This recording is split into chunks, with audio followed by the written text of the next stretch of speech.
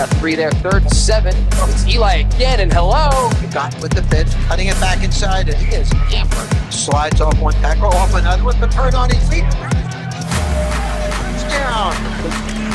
About the 13.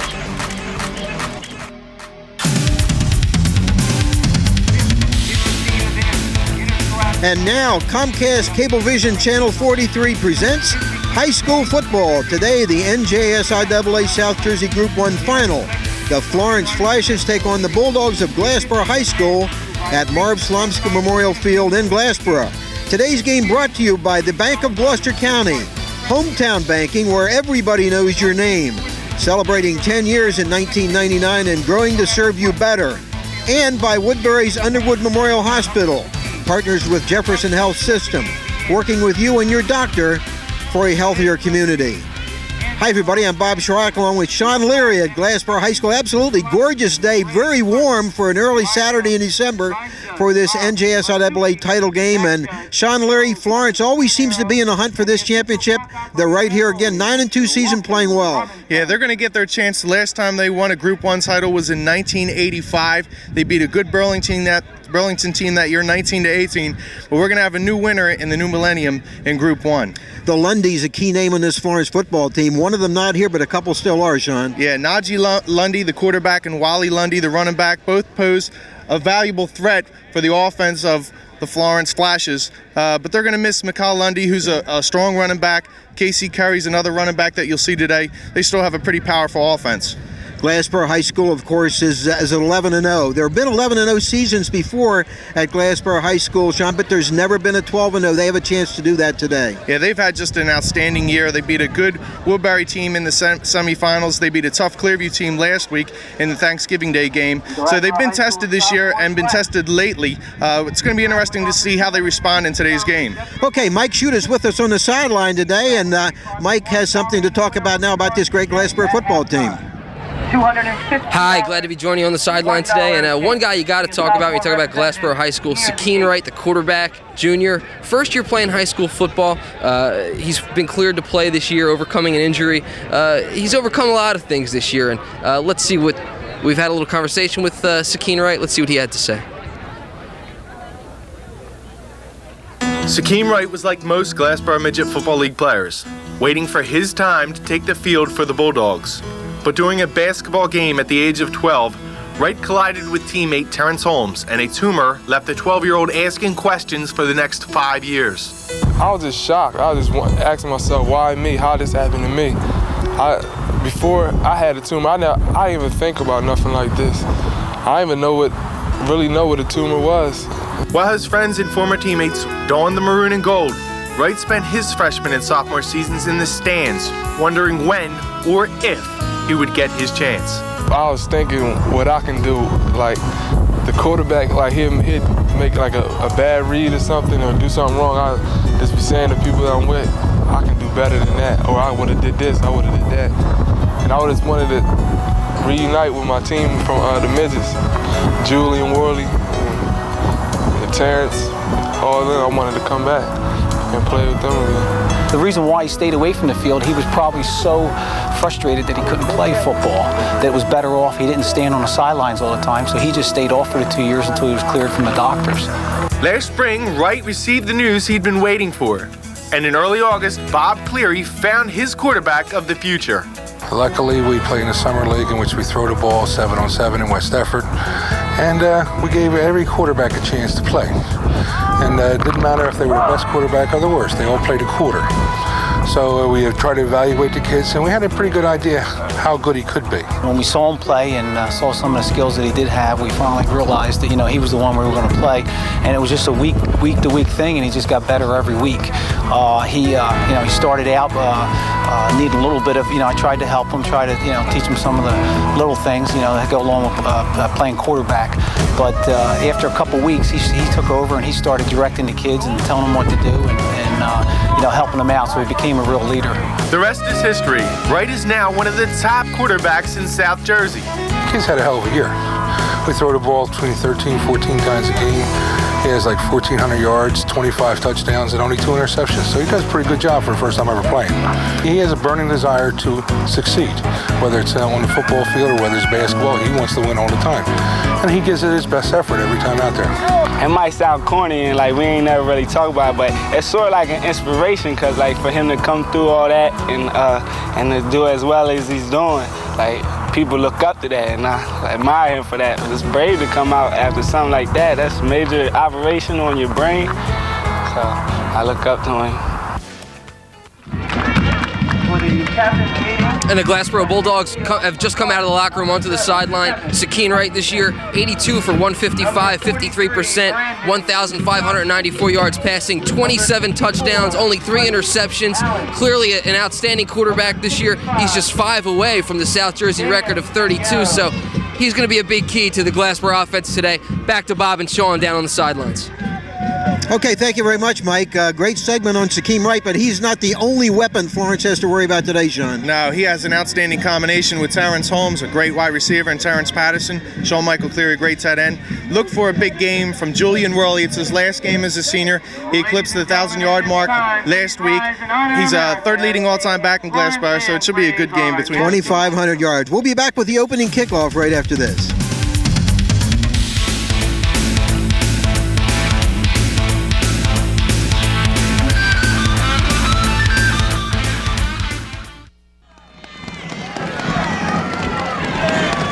Glassboro kicking to Florence as we start the NJSIAA Group 1 final from Glassboro. And it bounces at the 12-yard line. And a pretty good return for Kevin Hutchinson up to about the 32-yard line. And that's where Florence will start it with a first down and 10 from their own 32-yard line. Bob Shryrock along with Shawn Leary. And delighted to bring you this South Jersey Group 1 final. No team other than Woodbury or Paulsboro has won the Group 1 championship in the 90s. That'll change today. Glassboro looking for its first title since 1987, and Florence for its first championship since 1985. Okay, I'm on the line. You're on the line. A.G. Lundy at quarterback with the option. Keeps the football, and he'll drive ahead for a couple of yards across the 35. And Worley with the tackle. You'll hear that a lot today. This is a tremendous Glassboro defense. Herb Nealio, the coordinator, and many think he's one of the best defensive coaches in all of South Jersey. 2-yard pickup, 2nd down and 8 for the Flashes of Florence.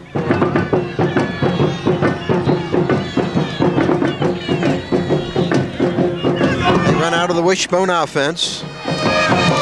Second back through, and breaking it down the sideline is Lundy. Lundy can go all the way to the 15 to the 10, finally tripped up. A touchdown saving tackle, however, a tremendous run by Lundy, Wally Lundy, all the way down to the 9-yard line. What a shocker that is, Shawn Leary. Yeah, they like to run that veer play off the left tackle. That's number 65, Dan Zingaro, with a nice kick-out block there to spring Lundy. A huge gain and a much-needed nice opening for this Flashes ball team. 57-yard run by Lundy with a first down and goal at the 9-yard line of Glassboro. Glassboro with one of the toughest defenses in all of South Jersey. They're stung by that long run by Wally Lundy. Only a sophomore. That Lundy name is one we'll hear often today, Shawn. Yeah, they have 3 Lundys, 2 brothers and 1 cousin. Of course, McCall, the great running back from Florence, who is injured and is not able to play in this game, but they have a couple of good ones in the backfield. So Florence with an opportunity to jump on top as they have a first and goal from the 9-yard line. Again, Lundy with the carry, this time breaking tackle, slipping, sliding for maybe a yard. Worley hits him. He had some help on the play, but only a pickup on the play of about 1 yard. 2nd down and goal. The spot will be at the 8-yard line. I was talking to Glassboro defensive coordinator Herb Nealio before the game, and that play was something that scared him, that little veer play. He figured that they'd be able to handle it, but Lundy, with his athletic ability and his speed, was able to break outside and set them up in deep into Glassboro territory. Good crowd on hand for this Group 1 final on an absolutely spectacular day, almost 60 degrees at game time.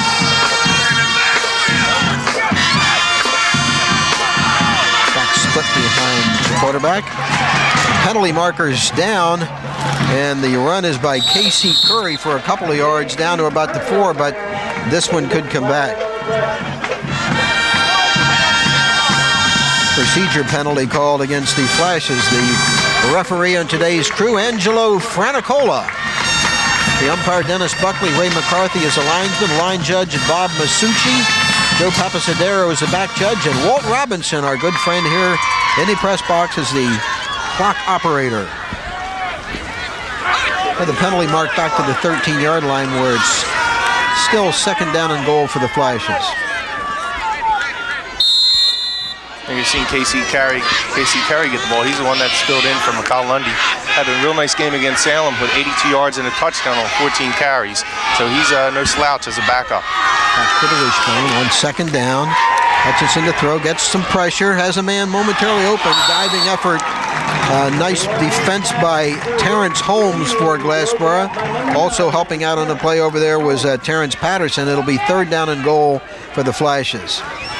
Bob, there you see the versatility and the athletic ability of Terrence Holmes, who are Terrence Patterson and Terrence Holmes, both known as wide receivers, but excellent defenders. Really nice on the corners, and they'll be big play stoppers. If Glassboro is going to be able to have a successful defense, they're going to need to make big plays today. Third down and goal, spot at the 13-yard line. Go to the power I formation. Different look for the Flashes. Hutchinson again rolling. Jenkins chasing him. And it's up for grabs in the end zone, and it'll be incomplete in the corner of the end zone. A triple coverage over there by the Bulldogs, and that'll create a fourth down and goal. Great pressure that time supplied by Ezekiel Jenkins. Shawn, a 300-pounder who has tremendous quickness. Oh, yeah. Zeke he's a big guy. He's 310 pounds, but he can move. There you see how he can break outside. Joe Frappoli, the coach for Florence, was concerned with the strength and the inside game of Glassboro, but they also have the speed that can work outside with the good defensive ends and also the push up the middle there with Zeke Jenkins. So sophomore Lundy's 57-yard run gave Florence a first down and goal at the 8, but here they are with a fourth down and goal from the 13. Two receivers split to the near side. They use motion with Wally Lundy. And Lundy with the carry, and he will be dropped short of the goal line. And so Glassboro's defense does the job and holds and gives the offense its first possession with 9:16 to play in the first period. That's a big stop for Glassboro. Give up that big play and then come back and hold on third down. The big penalty, though, that goes to show you, when you have a penalty, it seems to drain every bit of momentum that you might have off of a big play. So Glassboro with his first possession. The offense run by Tariq Wright, the remarkable junior with 27 touchdown passes. What a story he's been his junior season after not being able to play. Worley with the K. He has a lot of room. Worley to the 15, finally hauled down, but a nice gain in the first play from scrimmage. The tackler was Kevin Hutchinson, but a lot of room on this side on the corner for Worley, and he gets a first down for the Bulldogs up to the 19-yard line on the first play from scrimmage for Glassboro. And he knows how to run there. He's able to get to the outside. 2,532 yards in his career. There's been some great backs here. He's behind Goody Lockbon and, of course, the very good Shawn Redmond. First and 10, ball at the 19-yard line for the Bulldogs. Their first possession, right to throw. Going deep to Holmes. Overshooting as Holmes had a step on the defender, Casey Curry, but the ball overthrown. It'll be second down and 10. They love to run that play, Shawn. Yeah, Holmes has got tremendous speed down that side. I think what he does is, like all great receivers, we've seen a couple good ones on Comcast with Dante Bowman, how they go and they look, turn around for the ball. Some receivers just go down the field, and when the ball's right near the faces, they'll be able to turn around. These guys are actually looking in the backfield to find out where the passes are going. Second down and 10, Williams and Willie backs behind Wright. Wright rolling right. Trying to get to the corner, but nothing doing there. He's still battling, but might lose a yard on the play. So loss of a yard, it'll be 3rd down and 11 for the Bulldogs, and another probable passing down for Tariq Wright. Or Sakeem, as most call him. We're still trying to figure it out. His real name is Tariq. We've called him Sakeem the entire year, but his name is indeed Sakeen, S-A-K-E-E-N. So a 3rd down, actually about 12 yards to go for a 1st down. Back still split behind Wright, and Wright the throw. Looking for Leary, unable to handle it. Good coverage on him, and Glassboro will be forced to punt. So after the 1st down carry by Worley that picked up a 1st, Glassboro stopped on its 2nd series and will be forced to punt. So Florence should emerge from this with pretty good field position. Deep for the Flashes, Wally Lundy, who had that 57-yard run. Matanuco, the punter for Glassboro. Good snap. And gets off a great punt. Great punt, driving Lundy back to about the 35. Breaks one tackle down the sideline, finally knocked out of bounds by Terrence Patterson, but the Flashes get good field position. That was a great punt by Anuko. Yeah, beautiful punt there. You see Terrence Patterson coming down. He's the emotional leader on this team. Last week he was given the Unsung Hero Award by Bob Cleary, nominated, and the Touchdown Club of South Jersey, again, doing a great job at the Woodbury Country Club. Terrence Patterson was honored. He's a spiritual leader, very vocal on this team, gets his team pumped up throughout the entire game. He doesn't let up not 1 second, not one play.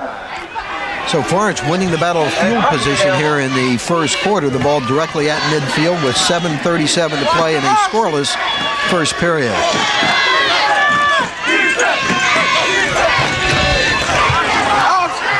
Lundy with the handoff, and nothing doing here, as driven out of bounds is Curry, who will lose yardage. Back to about the 47, so a loss of about 3 in the play. It'll be 2nd down and 13 for the Flashes. That's a mistake there by Najee. He's over by the corner. He sees how many Glassboro defenders are on him and also who are waiting for that pitch. He picks that ball back. First of all, you have a chance at a fumble, but he's only going to lose yardage. You either walk out of bounds. Sometimes you just got to suck it up and just basically gain a yard, maybe lose a yard, but don't give up 3 or 4.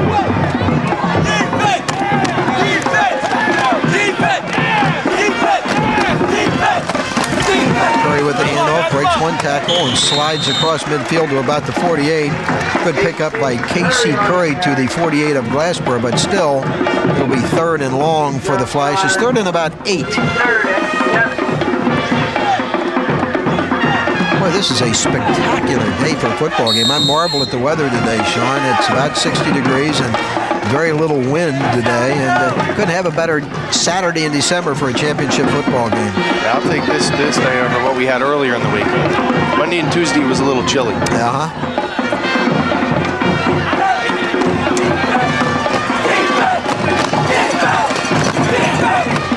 Lundy at quarterback.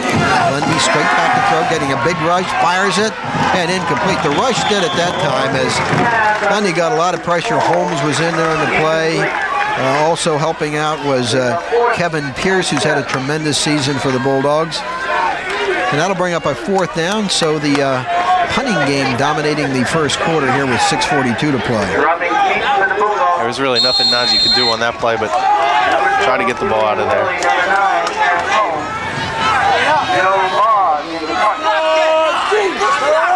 Maz punting for Florence. It's a good snap. And angles the punt. And that'll go out of bounds. Pretty good punt. It'll go out at the 20. There we go.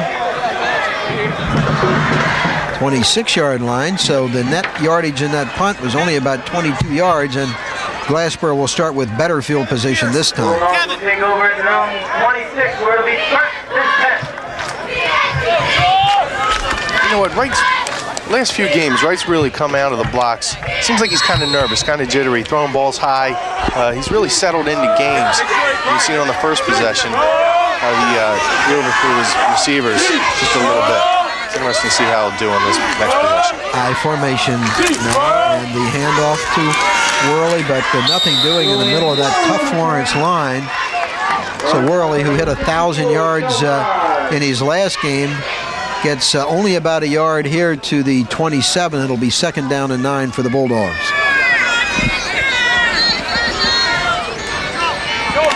Bulldogs with a tough one on Thanksgiving Day against Clearview, Shawn. Won that one only 13-9.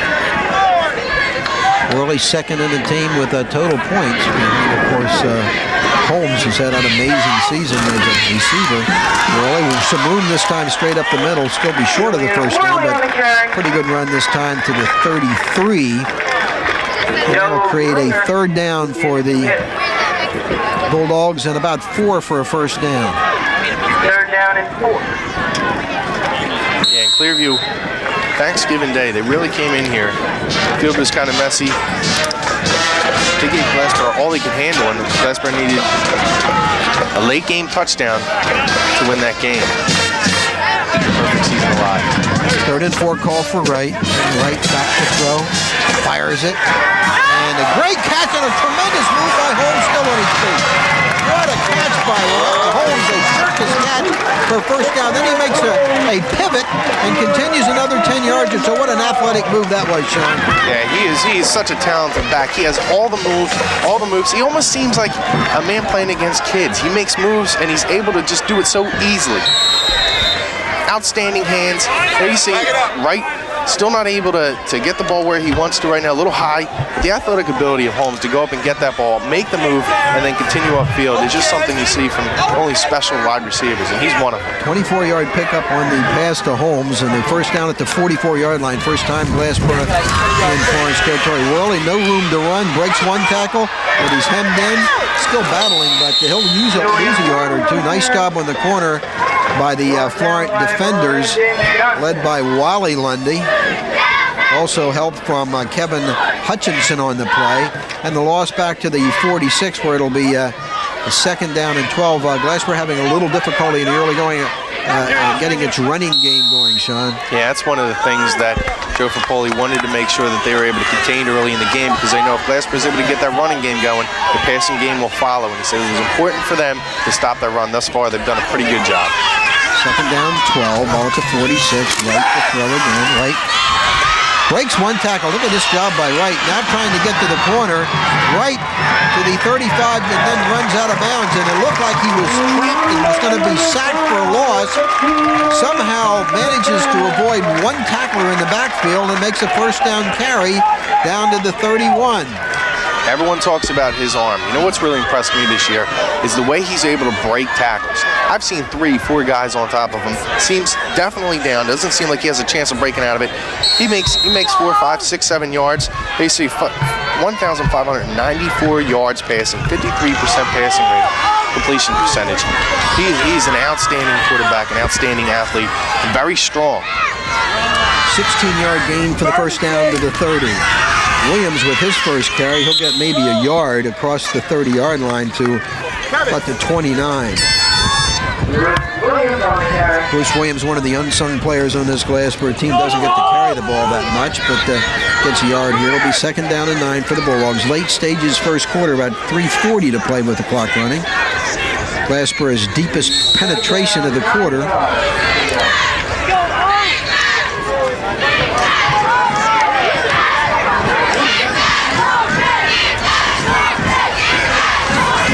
Trying to get away with single coverage on Holmes, as Casey Curry has been lined up against him most of the quarter. This looks like a halfback pass. They're going deep looking for Holmes, and he gets it for a touchdown.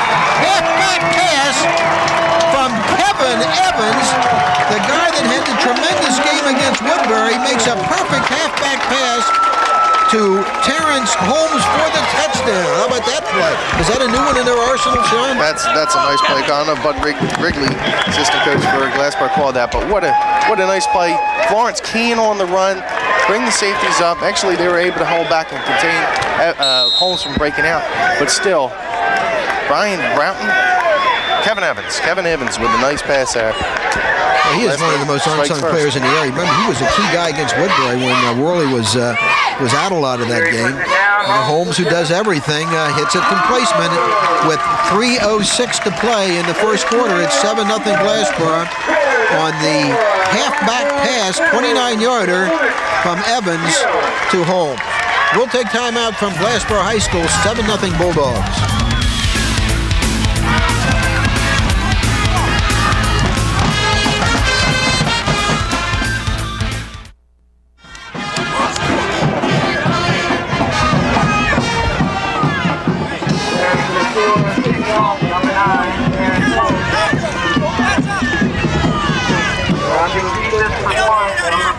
Shawn will get another look at. Yeah, there you go. Sakeem right with a pitch. Kevin Evans drops back, makes a pass right on the money. Holmes able to just haul it in and walk into the end zone. Kevin Evans, I mean, he's done an outstanding job. Bob Shryrock and Shawn Leary back at Glassboro High School. 7-0 Bulldogs, 3:06 to play in the first period after the 29-yard halfback pass. Evans to Holmes, taken at the 3-yard line by Lundy. Lundy with a decent return up to about the 18-yard line after being pushed back almost to the goal line. So Florence will not have good field position on this possession. Yeah, what I was saying about Kevin Evans this year, comes into the game as really the backup to Julian Worley. You don't hear him complain much. He's a really good guy to have around the clubhouse. 7.2 yards per carry coming into this game. 5 touchdowns, the great game against Woodbury. He's really a guy that you'd like to have on your team, and he's got a lot of ability back there as a halfback and also a defender. And also only a junior. So many great underclassmen on this Glassboro team. They could be really scary next year. Ball to 19, 1st and 10 for the Flashes. Curry with the carry. Curry getting to the corner, breaks a tackle, but probably knocked out of bounds. Good pursuit over there. The first tackler was Kevin Pierce for the Bulldogs. The carry by Curry to the 25-yard. Nice pickup on the play of about 6. It'll be 2nd down and 4. Casey Curry comes in on the season with 266 yards rushing, 4 touchdowns. Bob, he's a 4-year letter winner for this Florence team. So you're seeing a lot of depth on both sides of the ball. Florence, always a formidable team, just as Glassboro and Woodbury and Paulsboro always seem to have good teams in this region, Florence and Burlington County as well. This time, nothing doing for Wally Lundy. He might have gotten back to the line of scrimmage. That vaunted Glassboro defense is so tremendous again this year, does the job. No gain on the play, maybe even a loss of a half a yard, spot back at the 25. So it's 3rd down and about 4.5, 5 yards for the Flashes.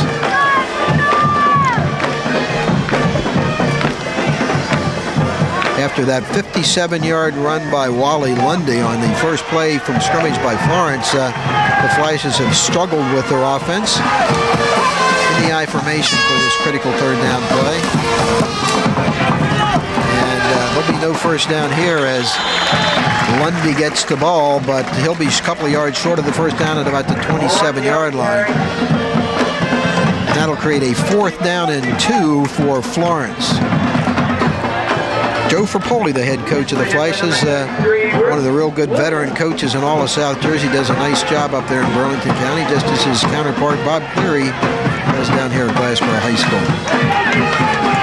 Florence losing a couple times early in the 90s to that great Paulsboro run Red Raiders had and all the good teams they had during them early 90s. Moss punting for Florence as they spread the formation, trying to draw Glassboro off sides, but nothing doing there. Glassboro was looking for that. Good snap in center. High, probably not returnable. And Glassboro wisely will let it roll dead, and they'll have good field position from their own 46-yard line. 1:11 seconds to play first quarter. And Glassboro with the only touchdown of the game on the halfback pass from Evans to Holmes, 29-yarder, then Holmes' PAT kick. Mike Shute on the sidelines. Mike Shute, our sideline colleague, has something. Okay, Mike. Yeah, down here on the sidelines, Kevin Evans, that touchdown pass was his first completion of the season.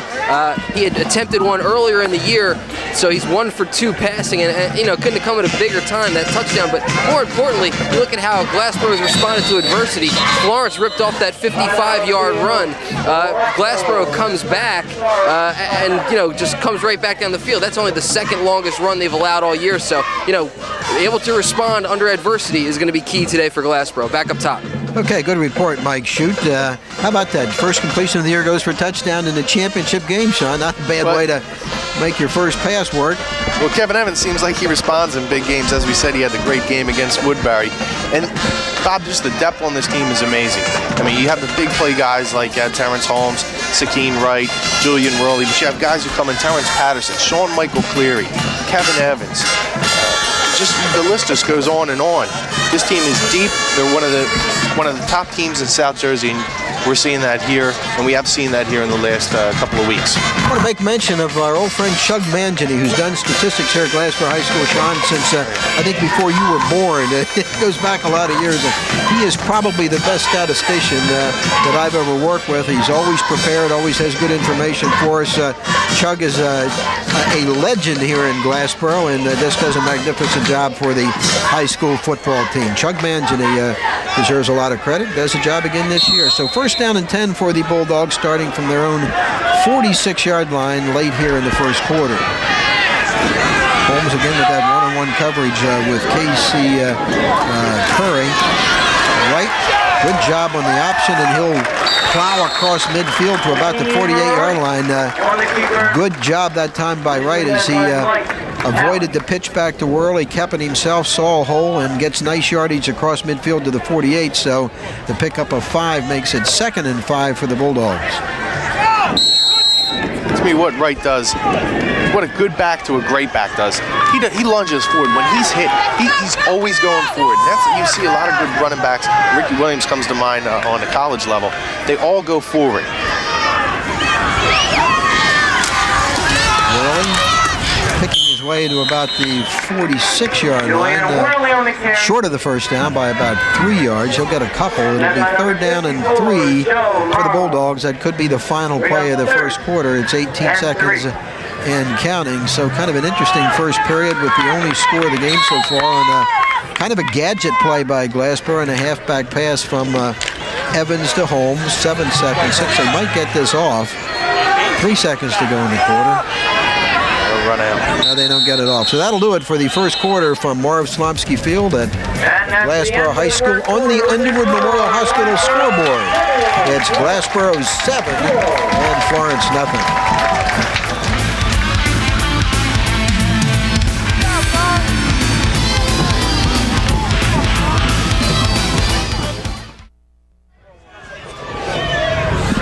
Third and 3 for the Bulldogs from the 47. Wright keeping the ball, plowing ahead, and he'll get the first down yardage on second effort by the quarterback, Sakeen Wright, to about the 43-yard line. Shawn, Leary, Mike Shute, and Bob Shryrock bringing you the action at Glassboro High School. Nice crowd for this Group 1 championship final as Glassboro High School bids to become the first 12-0 team in the storied football history of Glassboro High School. They had a couple of 11-0 seasons, but never before a 12-0. That could happen today.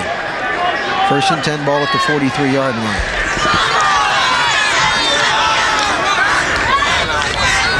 Waters now in at the fullback position. Right back to throw, looking for Wright, going deep. And overshoots him this time. Double coverage coming in on Holmes with Curry covering him, but he got help from the safety Kevin Hutchinson as well, and that'll make a 2nd down and 10. And they're gonna test the safety and the corner many times every game with Holmes out there, Shawn. Yeah, and Casey Curry, Kevin Hutchinson, both of them are really good. This Florence team has a good secondary, but Glassboro has seen some really good secondaries. Woodbury had a really good secondary with Marcus Money back there and the other good cornerbacks that they have. But they've been able to make big plays, make big catches, and that's why this team is undefeated. 2nd and 10, ball at the 43. Right, that's good. And again, he goes for Holmes. Holmes looking for the ball, and it'll be intercepted by Hutchinson. Hutchinson down the sideline. Nice job by Hutchinson with the return down to about the 28-yard line, but probably an ill-advised throw by Wright that time, Shawn. Throwing into double coverage, and the ball just kind of hung suspended there for Hutchinson to pick off. Yeah, and this is what we've seen the last couple of weeks from Clearview and from Woodbury. They've had success putting pressure on Wright and making him make quick decisions as opposed to just throwing the ball up and having all the time that he needs to complete passes. And that's what Florence was able to do, put pressure on him. There you see he's going to roll out here. He's going to be hit as he releases, and basically Hutchinson stands all of about 6'3" or 4", able to just wait for the ball to come down. And Wright resting on the sideline. A remarkable junior season he's had with the 27 touchdown passes. The 57% completion mark was extraordinary for a high school quarterback, and 1,600 yards, 1,594 actually coming into this game. 1st and 10, ball at the 28. And outstanding defensive play by Kevin Pierce, one of the leading tacklers on this Glassboro team, as he gets Lundy after a gain of about a yard on the play, 2nd and 9. What I think Florence has to do is try to go up top and on a big play and loosen this Glassboro defense up. They've been keen on the run, and Florence hasn't been able to put anything together. I think they got to use that speed that they have on the outside. They split the backs, Lundy and Curry behind the quarterback. Lundy with the carry, breaks one tackle, doesn't break the second one. Worley grabs him, slides off Worley, but only momentarily as the cleanup crew comes in to help with Pierce over there, but a lot of help by on the play as Glassboro swarms to the ball. That's what they're noted for. Holmes also in on the tackle. And the advance to the 32, where it'll be another 3rd and long for the Flashes, 3rd and about 6. Julian Worley able to come up and make a big stick on that play. Early into the second quarter, 10 minutes, 5 seconds to play in the half. 7-0 Glassboro, 3rd down and 6 for the Flashes.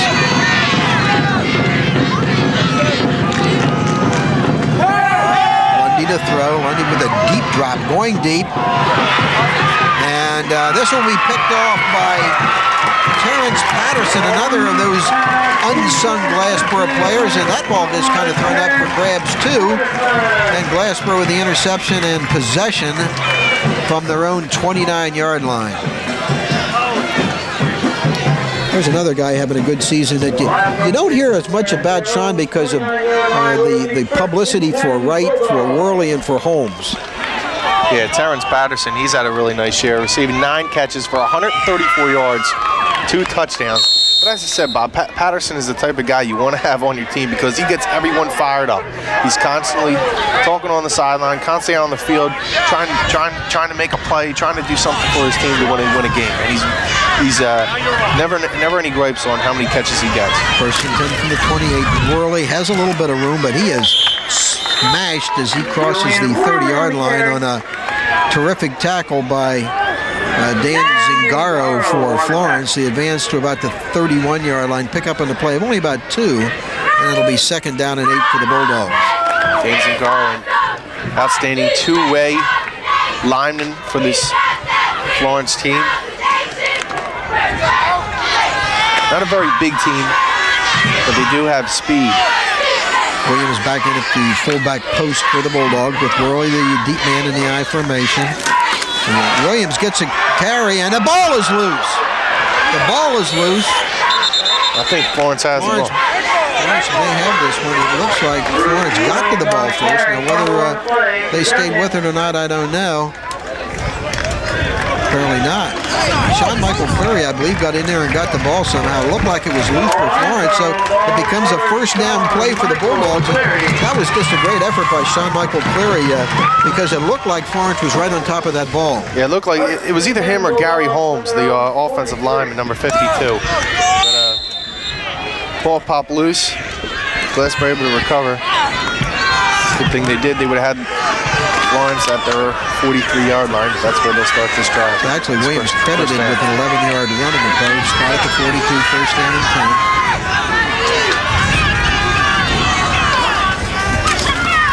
10. Worley is going to be met in the backfield and thrown for a loss. In on the tackle first, Wally Lundy, and that was a play that went absolutely nowhere, back to the 35-yard line. So Glassboro is struggling a bit with its ground game here in the first half, as the loss is all the way back to the 35, and it'll be a second down and about 17.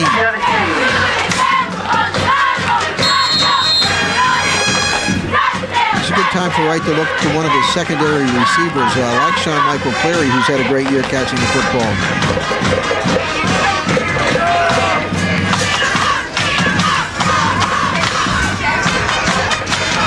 Now there's a play that's going to cost Glassboro 5 yards, as miscommunication there between the center and the quarterback will cost the Bulldogs 5.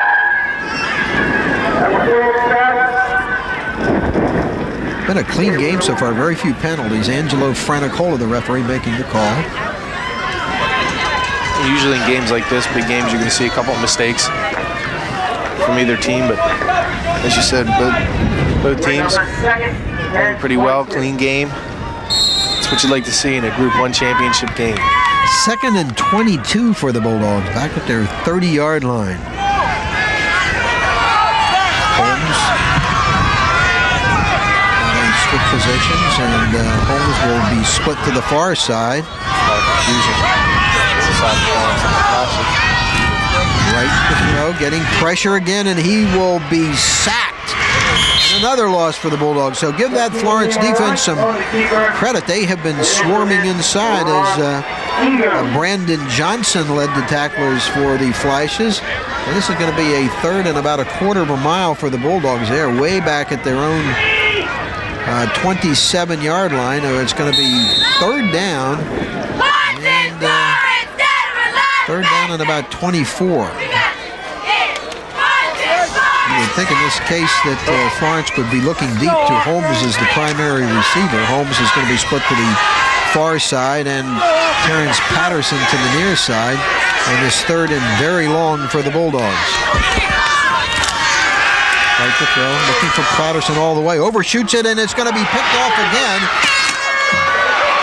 The interceptor this time is C.J. Kessler, and so Wright is having some difficulty here. He telegraphed that pass line. That was what made the interception easy for K.J. Kessler. Yeah, he telegraphed that pass. He knew right where he was going with it. But again, overshooting his receivers. He seems a little tense in the game. He's throwing the ball high, and with 2 interceptions early in the game. We've seen that the last couple of weeks, though, Bob. He's really calmed down once the second half got started.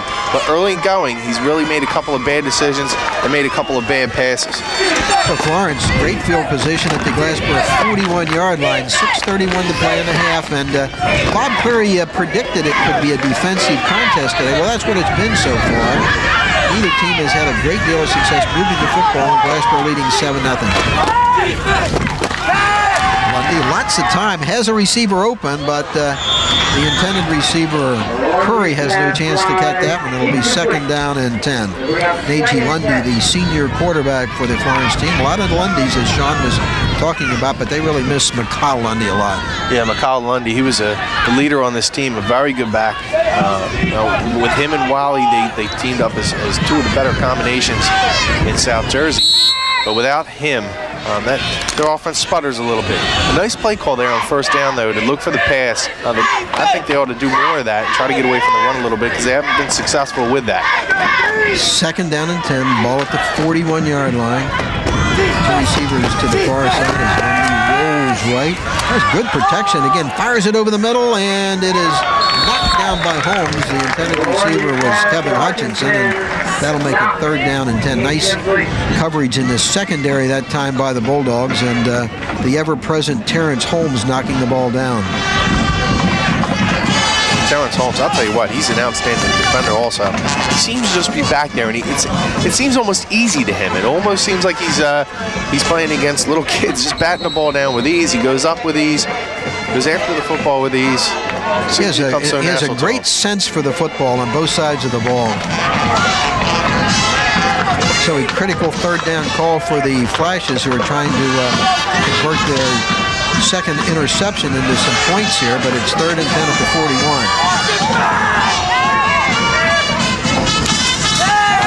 Rolling getting a big rush to the backside, and he'll be sacked on a big play by Kevin Pierce, one of the senior leaders on this team, another one of those guys whose name you do not hear about a lot, but has just had a magnificent senior season. That's going to be his first sack of the season. Couldn't come at a better time. It's had 11 quarterback carries this year. Florence unable to take advantage of that great field position. You're going to see Najee try to roll out here and buy some time. Pierce darting from that outside, able to wrap up Najee Lundy and bring him down for a big loss. Moss, the punter, gets off a good one. High punt. Holmes retreating to about the 22-yard line. Holmes knocked out of bounds. Nice coverage downfield. Good job on the specialty team by Steve Pritchard. He's a senior on this Florence team, but the Glassboro defense does the job again and will give the offense possession from the 26-yard line. It's going to be interesting to see how Shaquem Wright responds after throwing the 2 interceptions on the last 2 possessions. I think he's just got to relax. Got back, throw the ball, downfield. Well, they can loosen up the secondary a little bit if they get this ground game moving a little bit, but the ground game has been not dominating so far for Glassboro in this game. Worley with the handoff. Worley gets through the initial tacklers, but the linebackers do the job cleaning up. Dan Zagaro in on the play. Also, Mike Allen helped out, and only a couple of yards for Worley. After his 12-yard first down pickup in his first carry, they've done a pretty good job on Julian. What a fine young man he is, a good veteran on this team. Had a chance to talk to him at Touchdown Club a couple weeks ago. Just a nice young man, Julian Worley. And I'll tell you, he's got such a sense of humor. He's always there with a big smile on his face and always trying to make everyone laugh. 2nd and 8, ball at the 28.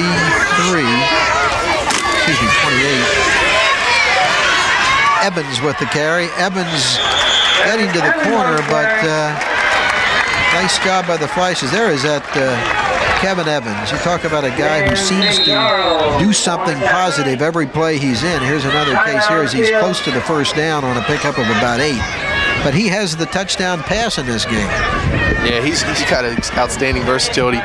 Also can catch the ball out of the backfield. But he just seems to make things happen. He makes plays. He plays fundamentally sound football. Able to get to the corner, uses his speed, and always headed upfield. Now on a short 3rd down.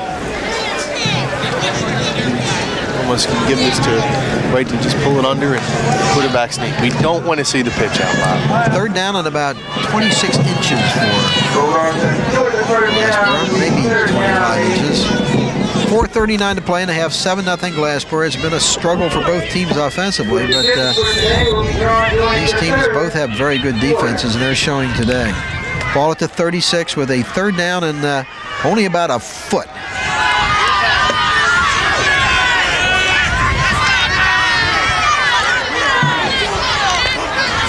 And Wright keeps it. Good call by Shawn Leary. He'll have the first down up to about the 38-yard line.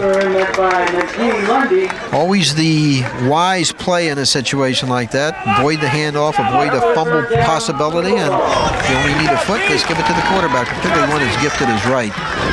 Nothing frustrates me more in sports than to see, especially in the goal line situation, a pitch out or any type of a sweep, anything, just straight ahead running is what I like to see down near the goal line or a short distance down. 1st and 10, ball at the 38, Wright to throw, fires it, and completes it. Right pass complete to Brian Broughton, the senior on this team, with a catch. And the Broughton cheerleaders down in the stands hold up their sign. Broughton with his own cheerleading section, the rooting section. The advance of about 5 yards to the 44. 2nd down and 5. The clock becoming a factor here as it winds down to 3 minutes 30 seconds of the first half. 2nd and 5 for the Bulldogs. Bob, I think that was Broughton's first reception of the year. The pitch to Evans. Evans tried to cut it back inside, slipped and fell, and will just about get back to the line of scrimmage. And Mike Shute down in the field has a report. Mike? on Glassboro's last defensive series, they moved Ezekiel Jenkins from the right side to the left, allowing Pierce to come up and make that sack, his team leading 13th. I think that little shakeup brought a little attention to Jenkins there, allowing Pierce to make the play. So look for Glassboro to keep making some changes on the defensive line to try and stop this real rushing attack that Florence is putting forth. Right back to throw. Good report by Mike Shute. Wright has some room, and Wright picking his way across midfield for a first down. So Wright again gets the first down on a third down run. This one he has to improvise. At the first down advance inside Florence territory to the 49 with 2:35 to play in the half.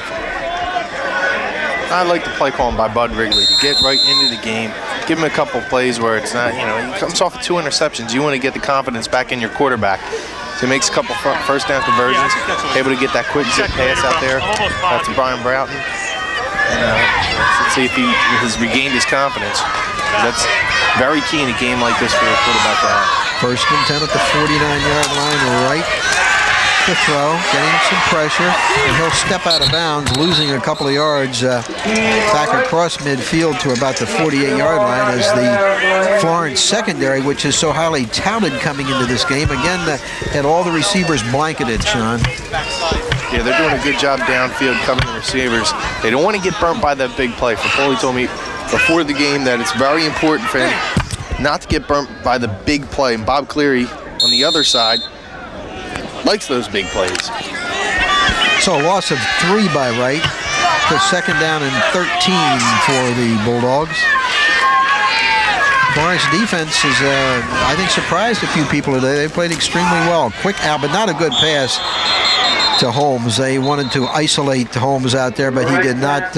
Wright unable to get him though. So no question about it.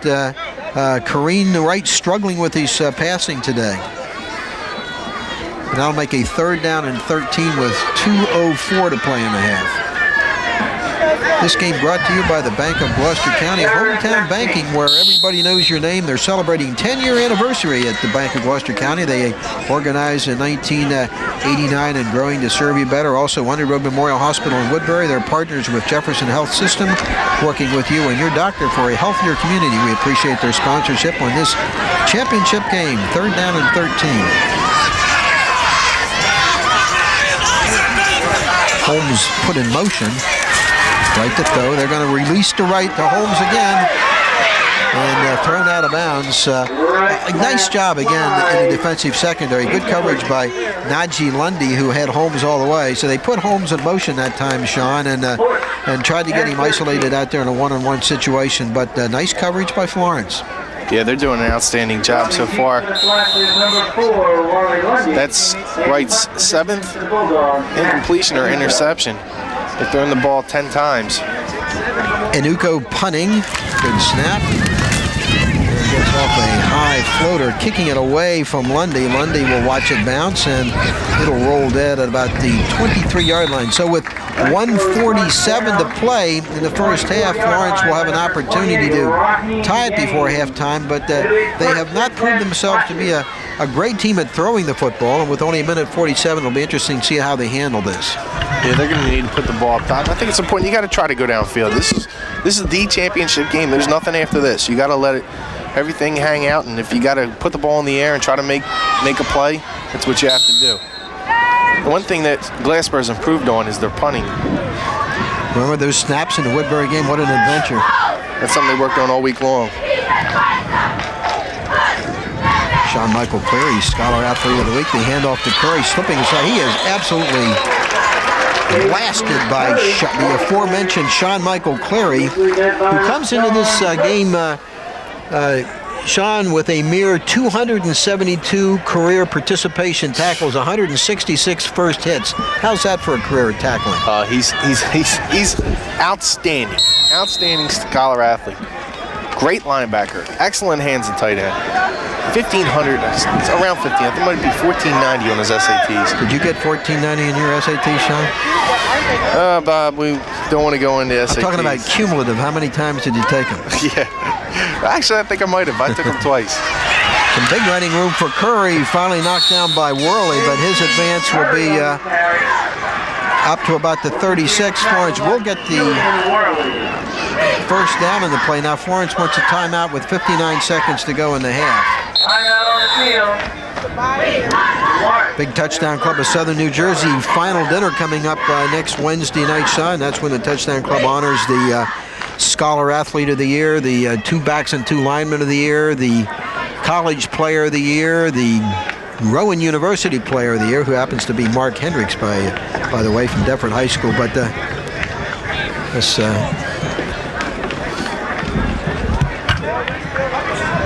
see Williams able to get inside, cut outside, nice cut outside. Another nice cut, go back to the outside and pick up about 13 yards. He's a good runner. You know what? They don't lose a whole. I mean, McCall Lundy, of course, when you lose somebody like that, that's a major blow to your offense. But Casey Carey, a guy who has the experience, a lot of athletic ability, comes into the game and able to make a few plays. So far today, he comes into the game with, I believe it was 266 yards rushing. So far today, 20 yards on 5 carries. Of course, Joe Frappoli at Florence High School, Shawn, has been known for many, many years as a guy who produces tremendous players at the skill positions. Florence is traditionally a high-scoring football team. They are again this year, but today so far blanked by this vaunted Glassboro defense. First down and 10, ball at the 36, 59 seconds to go. And Pat Job, almost a mistake here as the ball is covered by Curry, but the quarterback may be injured on the play as Lundy was leveled just as he pitched the ball. He's going to be helped up by Cleary. That was a dangerous call in that situation. Yeah, you got to think Joe Frappoli's on the sideline screaming, "What are you doing?" I mean, if, Glassboro gets the ball there with the firepower that they have to give up another score. Florence, I think, under the circumstances, has got to be happy going to the locker room down 7-0. And with the clock running in 23 seconds, they may just keep this ball in the ground, not take any chances, and just regroup at halftime because they're very much in this football game. Sure, and they're knocking on the door in the first drive of the game. And they'll just keep it on the ground and run out the clock. That should do it for the first half unless Glassboro chooses to stop the clock. And that's going to do it. A good first half of football in the NJSIAA Group 1 Championship game from Glassboro. On the Underwood Memorial Hospital scoreboard, it's Glassboro 7 and Florence nothing. We'll be back with the second half right after this.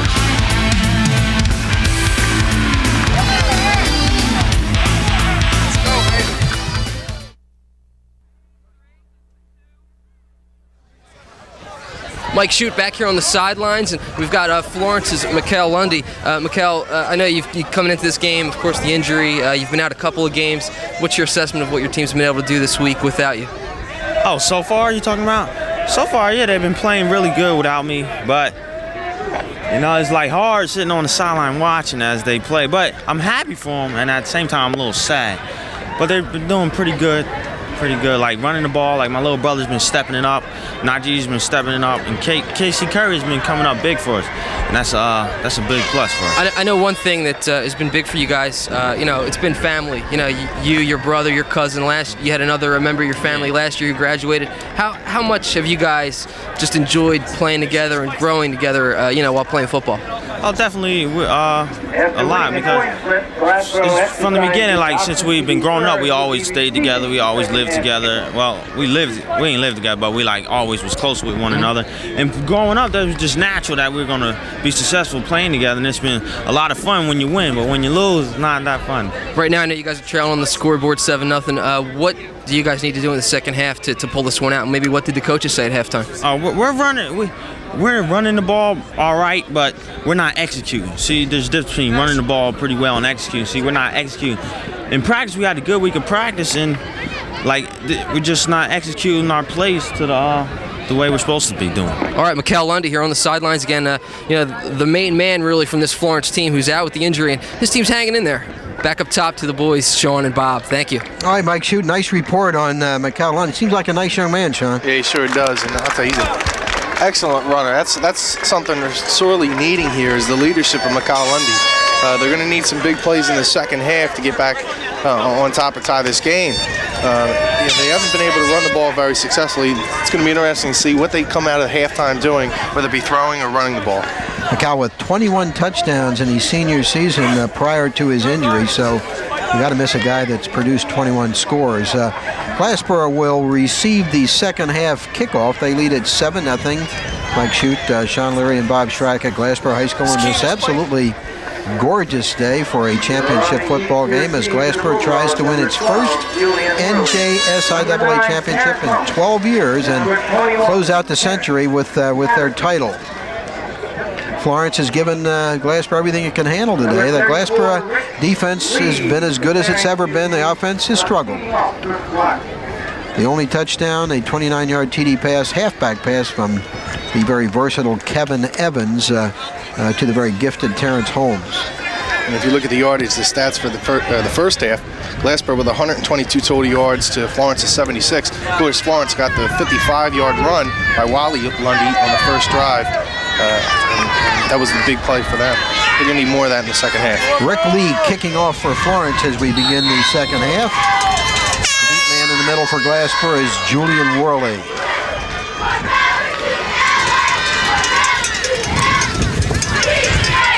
Worley waits for it at about the 9-yard line.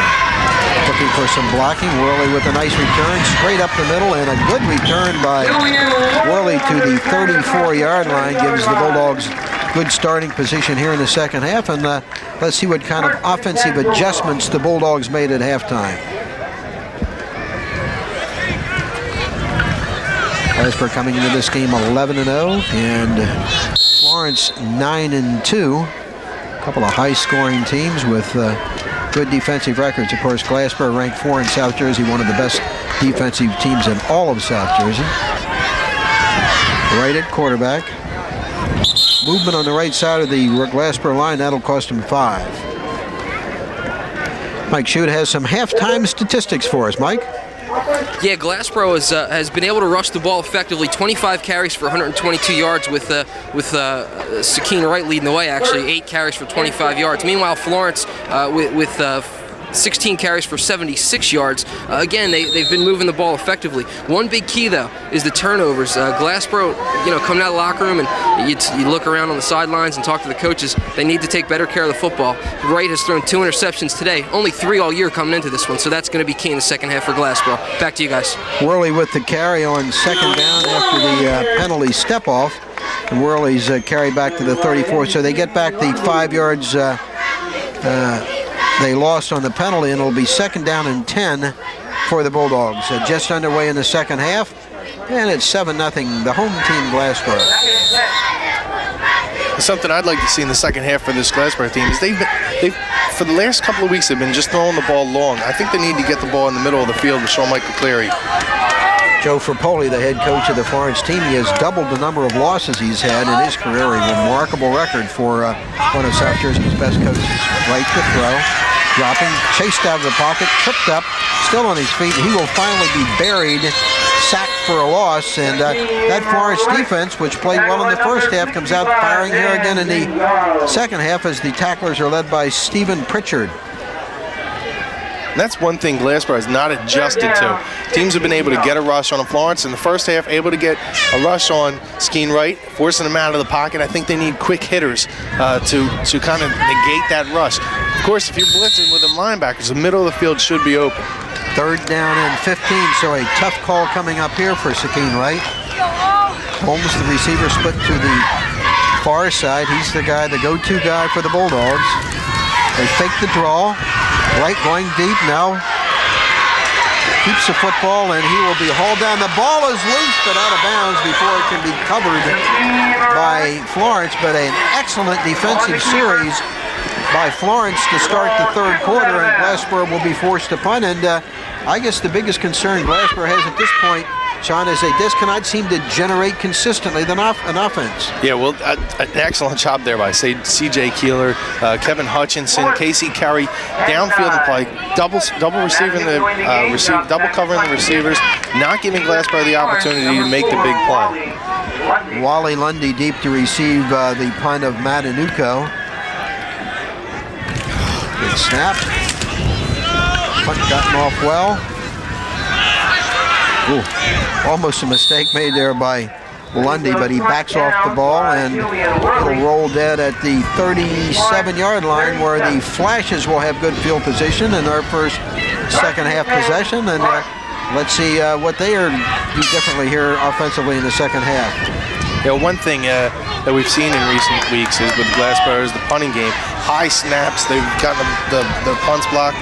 There you see Kevin Pierce now with 13 sacks. Made a mistake there, listen, it was his first sack of the season, but he's had 13 sacks this year. Outstanding defensive end. One thing they're doing is bringing Matanuco up closer, and he's able to get that punt off a little quicker. First and 10, ball at the 37-yard line. Nice hard running by Curry as he bounces off the initial tackler and gets another yard or two up across the 40 to about the 41-yard line. Pick up a 4, second down and 6 for the Flashes. There's that veer play. Number 69, just a sophomore. That's Ross Ingham filling in for the injured Pete Bielig. Pete broke his left foot in a playoff game. And so far the sophomore's done pretty good there on that left side of the Florence line. And some running room for Lundy in the corner. Lundy can go. Look at that speed to the 30. And he will score on a long touchdown run of 59 yards by Wally Lundy. And at the 9:15 mark of the third period, all of a sudden it's a 7-6 football game, and he just broke a tackle at the line of scrimmage and took off, nobody catching him from behind. And that's something that Florence likes to run, that quick hitter with Lundy. He was able to just break free. We were just talking about that veer play, this time on the right side of the line, behind Dan Zingaro and also Mike Allen. So Florence has a chance to tie this game up. Lovejoy, the kicker, will try to tie it from placement. And straight on kicker. And it is good. So at the 9:15 mark of the third period, Florence with the tying touchdown and extra point at 7-7. Here you see Lundy, quick hitter, gets the ball, breaks through the line. Jenkins not able to get a hand on him. And once Lundy is in the open field, he has the ability and the speed to break away. Boy, he runs away from everybody. Only a sophomore, Wally Lundy, with the game-tying touchdown, and we've got ourselves a football game. The people that thought this was going to be a blowout in Glassboro's favor may be a little surprised by now, because Florence doing the job both offensively and defensively. And Bob, with that run, my stats are correct. That puts Wally Lundy 1,008 yards on the season, now 126 yards in this game. Of course, Lundy had that big 57-yarder from scrimmage in the first play for Florence, so on those two runs alone, he is over 100 yards on the day. He came in 882 yards for the season. So a stunning turn of events as Lundy's long touchdown scamper and the extra point kick by Lovejoy makes it a 7-7 football game. And Rick Lee kicking off for the second time here in the second half.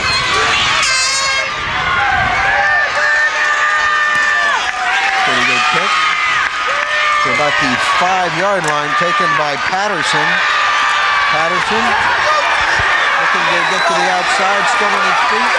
Nice return by Patterson before he is hammered out of bounds by the touchdown maker, Wally Lundy. And Mike Shute has another report on the sideline. Mike? That last run by Wally Lundy, 59 yards it went for, puts him over 100. He's now with 126 yards on 7 carries. But that's earlier on, his 55-yard run was the second longest Glassboro had allowed, while that 59-yard run is now the second longest Glassboro has allowed. Now it's key for them to respond again like they did in the first half and come up with a big drive. Back to you guys up top. First and 10, Glassboro from the 35-yard line after Patterson's nice return on the kickoff. Straight ahead, some room for Williams. Williams into the clear momentarily before he is tripped up by Najee Lundy. But Williams with a nice carry for a first down to the 47-yard line. He's only carried the ball twice, but both of them have been first down carries. Early on in the second half, both teams trying to exploit the middle of the field, trying to get those quick hitters. And that should open up the outside game for both teams if they're able to establish that inside running game. 1st and 10, ball at the 47-yard line for the Bulldogs after Williams' first down carry. Worley with the handoff. Nice step inside, and that enables him to get another yard or two down to about the 47. So Glassboro penetrating Florence territory. Pickup of about 6 on the play. It'll be 2nd down and 4 for the Bulldogs at the Florence 46.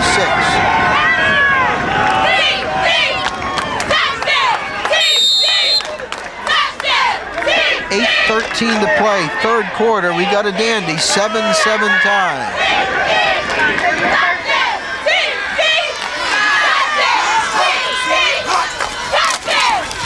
Worley on his feet, battling to about the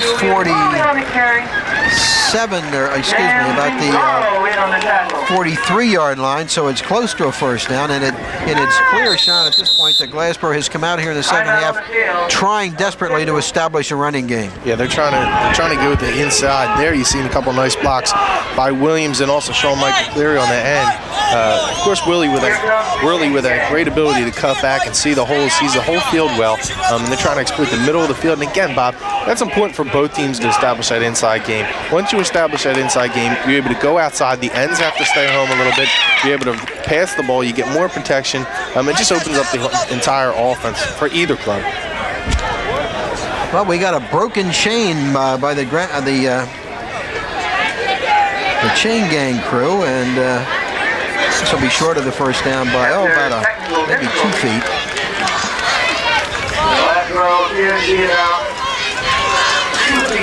So Glassboro with less than a yard to go for a first down. The spot will be at the 43-yard line. 7:45 to go, 3rd quarter. Florence with a quick touchdown here in the 3rd quarter to tie it at 7.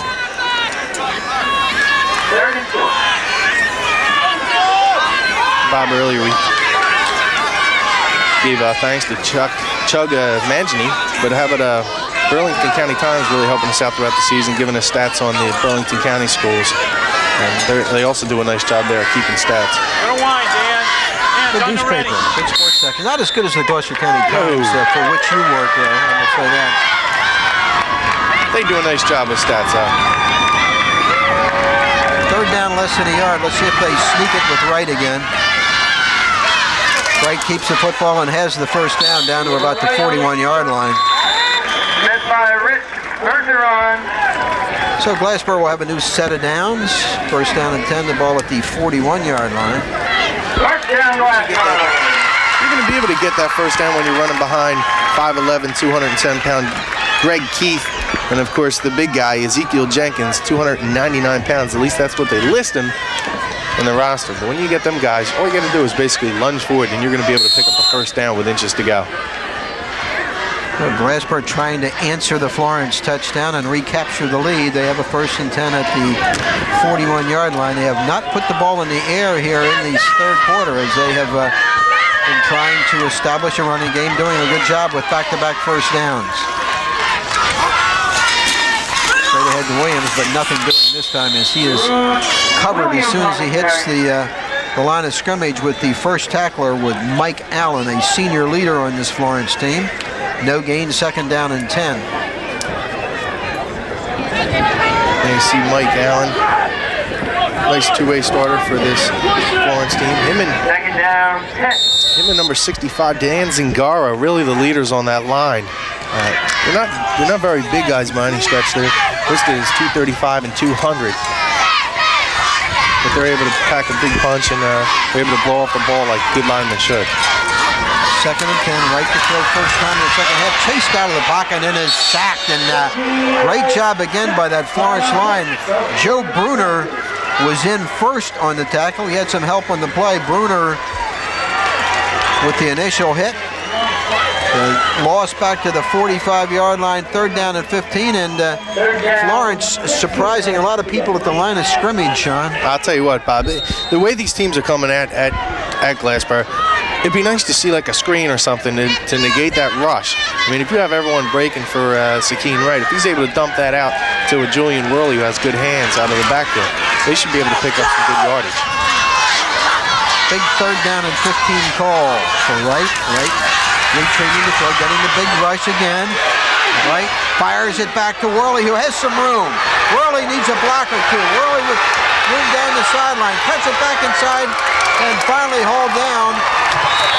Nice job of improvising by Wright. Worley was the secondary receiver. A big pass completion to the 22-yard line.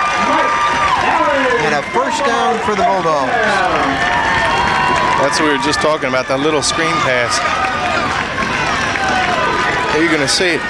This is designed play as Worley. You're going to see him come underneath here. You see him come underneath behind the lineman as Sakeen Wright goes to the other side and throws back across his body. He's got the arm strength to do that. Worley, nothing but wide open space on that left-hand side. And an excellent throw by Wright this time. He misfired on one of those in the first half. So Glassboro deep into Florence territory at the 22 with the 1st down and 10. 5:21 to go 3rd quarter. We're tied at 7. There he's able to see some of his power that he mixes in with that speed, able to break a tackle. As a coach, you need to adjust with what the defense is doing. Obviously, you want to just play your game, but if it's not working, you got to move on to something else. And nice play there. Really getting a break as Evans is back into his position. Wright keeps it, battling for yardage, gets it across the 20 down to about the 17 on nice 2nd, 3rd effort by Kareem Wright.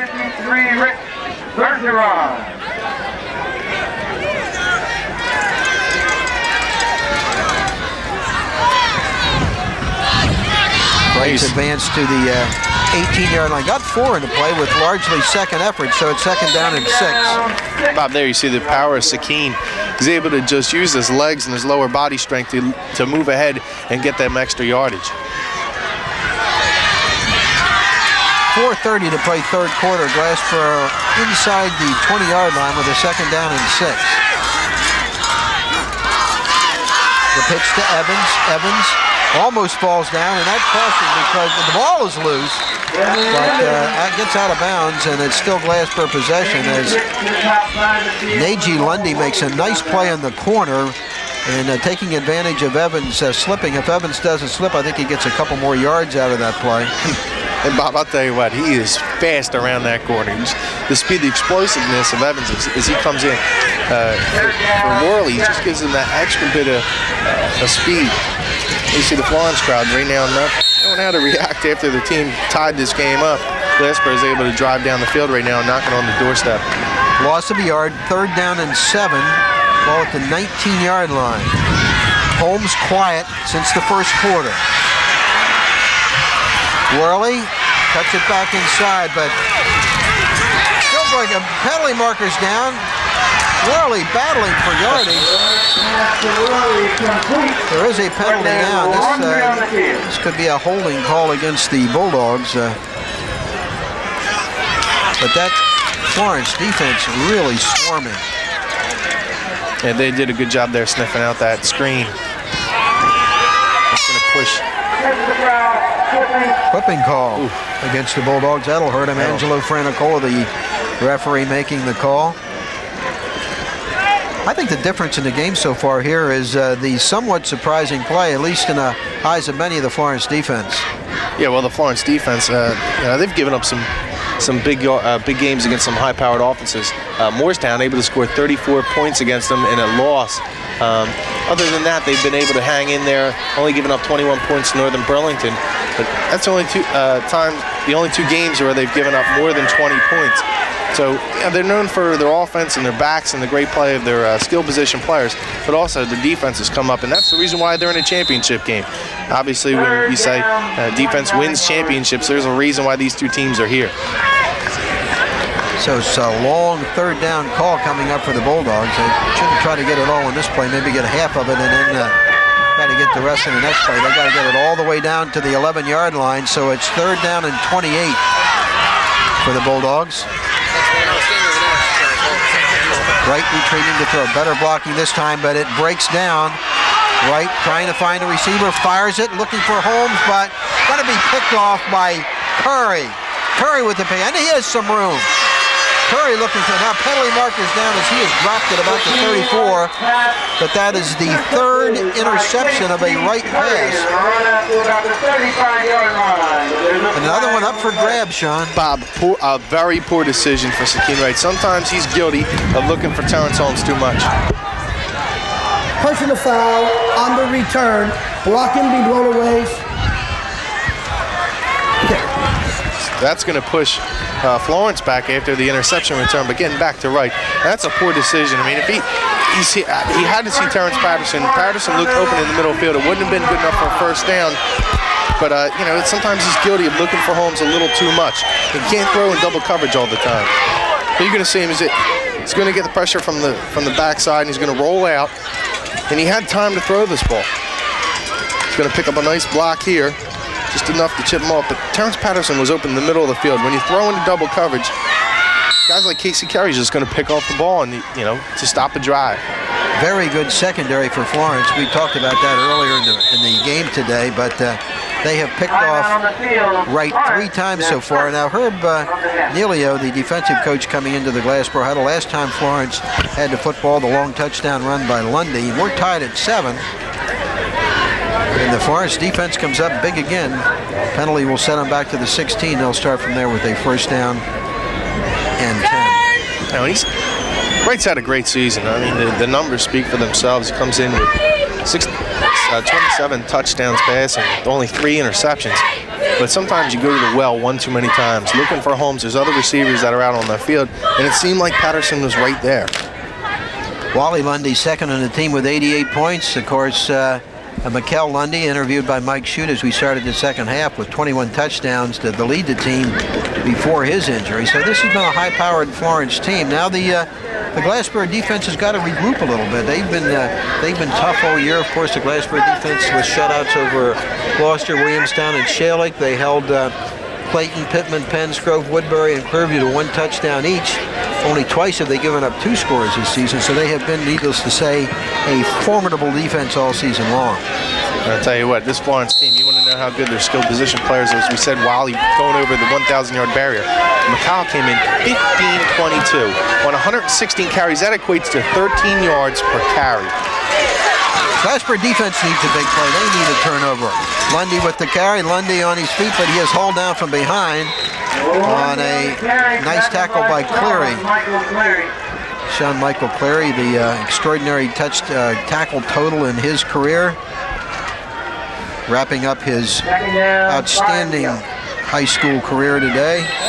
There you see Wally Lundy comes in 882 yards, now with 100 and looks like about 131 yards now on the day. Lundy got 4 yards, second down and 6. The ball just across the 20-yard line. And this time, quarterback Najee Lundy will be sacked for a loss as he thought about pitching it. Held on to the ball, went down for a few yard loss. It'll be a 3rd and long situation facing the Flashes from the 20-yard line. 3rd and about 6.5 yards. That's a smart play by the quarterback Najee Lundy. Earlier in the game, we seen him make a mistake where he threw the ball back. He pitched the ball at the wrong time and gave up about 3 more yards. This time, decision just hold on the ball, take the sack, you get another play. So a big 3rd down call coming up for the Florence offense and the Glassboro defense. Late stages of the 3rd quarter, 2 minutes to go, 7-7 tie. And Curry is not going to get the first down. He is wrapped up initially by the big guy, Ezekiel Jenkins, the 300-pounder, and that will force a Florence punt.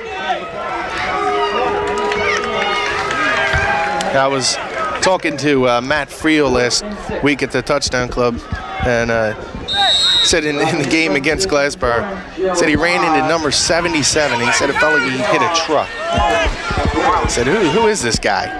Zeke Jenkins, number 77, a real good one. Moss punting for the Flashes. Gets a good snap from center. And not a real good punt. Worley lets it go out of bounds. Glassboro will emerge from this with excellent field position with 1:19 to go in the 3rd quarter. The spot will be at the 49-yard line of Glassboro, so Glassboro needs to go 51 yards to get back into the lead here. And again, it's going to be interesting to see how Sakeen Wright responds after throwing the interception. He can't let it bother him too much. He's got to come out and make the right decisions. Mike Shute has some information on the sideline. Mike? One thing that's key here in the latter stages of this game, minute 19 left in the third quarter, you see Glassboro moving from left to right across your television screen.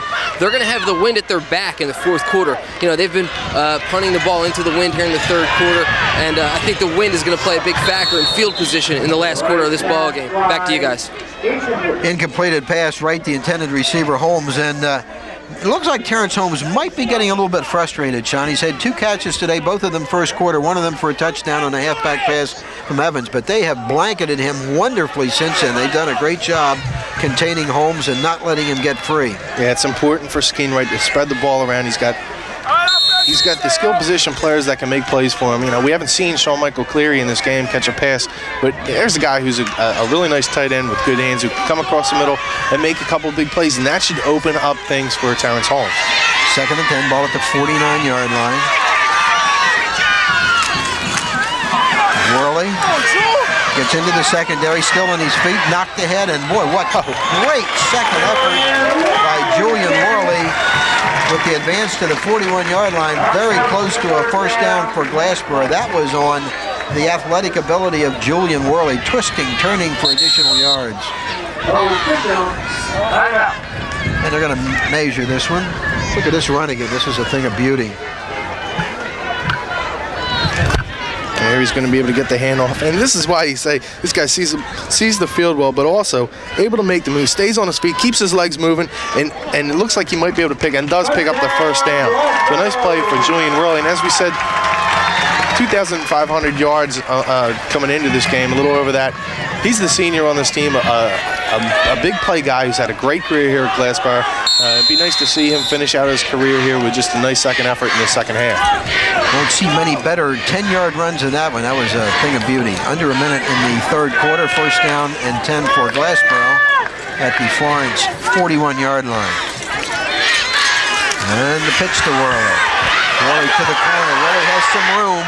Worley down the sideline, cutting it back, still on his feet, knocked down from behind, but a tremendous run again for 21 yards to the 20-yard line by Worley. Worley with back-to-back excellent runs and getting Glassboro deep in the Florence territory.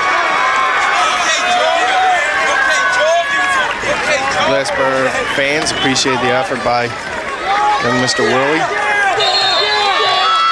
So that's 32 yards and 2 carries by Worley with consecutive first downs, and 30 seconds with the clock running here in the third quarter, and Glassboro knocking on Florence's door.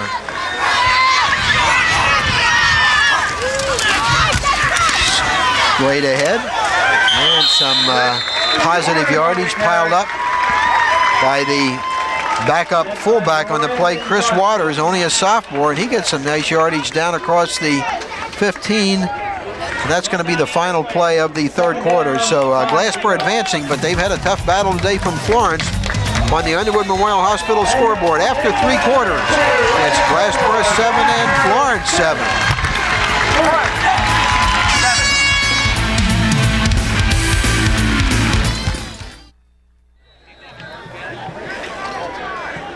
And the Glassboro crowd watching as their Bulldogs are in a battle with Florence today. Shawn, Leary, Mike Shute, and Bob Shryrock at Glassboro High School as Glassboro is deep into Florence territory with a 2nd down and 4 as we begin the fourth quarter in a 7-7 tie.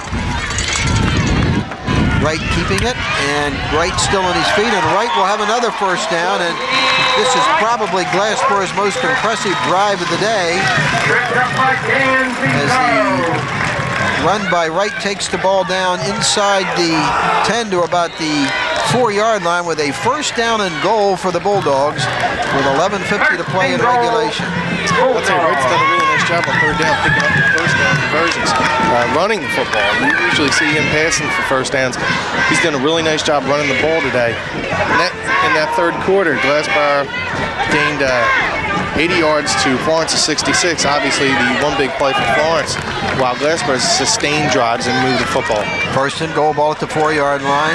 Worley with the carry. Worley trying to pull ahead into the end zone. Extra effort, and he's got it. Julian Worley with his 17th touchdown of the season. Second effort does it. And at the 11:20 mark in the fourth quarter, the Bulldogs back on top at 13-7, and Julian Worley did the yeoman work on that drive. Yeah, I mean, he made some real nice moves, made a couple nice runs during that drive, and there you see his legs just turning, able to get into the end zone and give Glassboro a lead here early in the fourth quarter. Now the all-important extra point will be attempted by Terrence Holmes, the left-footed kicker who does everything for this football team. And how about Julian Worley? 2 big first down carries in that drive in the final 4 yards, again on second effort. Puts Glassboro back into the lead. Good kick by Holmes. It's through, and it's 14-7 for Glassboro with 11:20 to go. And we got ourselves a tremendous championship football game. A real nice run by Worley. You're going to see him here. Cuts early, plays on the inside, but he's going to cut inside. Just keep his legs moving, put the ball out, and dive for that touchdown. A really nice run by him. Excellent drive by him. In the third quarter, he was able to pick up 62 yards. That puts him at 85 for the entire game. That's what you call smelling the goal line, Shawn. He wanted it. Hey, guess he did. Puts the Glassboro Bulldogs up by 7 here in the fourth quarter, and they've been able to do some things. You know, last week against Clearview, that was really an experience that they haven't had this entire season. They had to come back and win a game. They were in a close ball game. Clearview had the lead, and Glassboro had to come down, engineered a late drive, and was able to score a touchdown and give Glassboro the win. But that was something that they really haven't done all season long, is try to win a game. And this is what they're doing here, is win a game late into the game. Fourth quarter, they're able to score here early, and but they give the ball back to Florence, who was able to have a couple big plays, and only one big play out of it. Holmes, big kickoff, and that one will go into the end zone. So a nice kickoff by Holmes. Florence will start from his own 20-yard line, 11:20 to go. We'll take time out from Glassboro High School on the Underwood Memorial Hospital scoreboard. It's 14-7 Glassboro.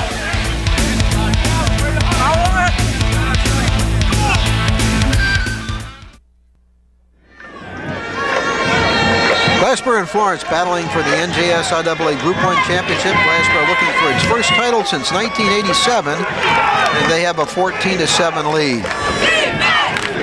Florence, which has gotten its offense untracked a bit here in the second half, starts from its own 20. Lundy with the carry. He had the big touchdown run. His carry only to about the 22-yard line. He'll give him about a 2-yard pickup on the play, second down and 8. Big spot here for the Glassboro defense. They'd like a 3-and-out situation forced here. Get the ball back for the offense. Of course, Florence is not going to have many more possessions, so they need to sustain something. The one thing is they're going to have to deal with a win. So they're going to keep the ball on the ground here and try to pound it out and hopefully get a big one from Wally Lundy for KC Curry. Aggie Lundy at the controls for the Flashes. And a quick hitter. And Curry, who's looked good today, he's very quick. They have a lot of speed in that backfield. His carry to the 29-yard line. He'll be about a yard short of the first down. Third down and 1 for the Flashes. 10-15 with the clock running. Glassboro trying to become the first 12-0 team in Glassboro High School history.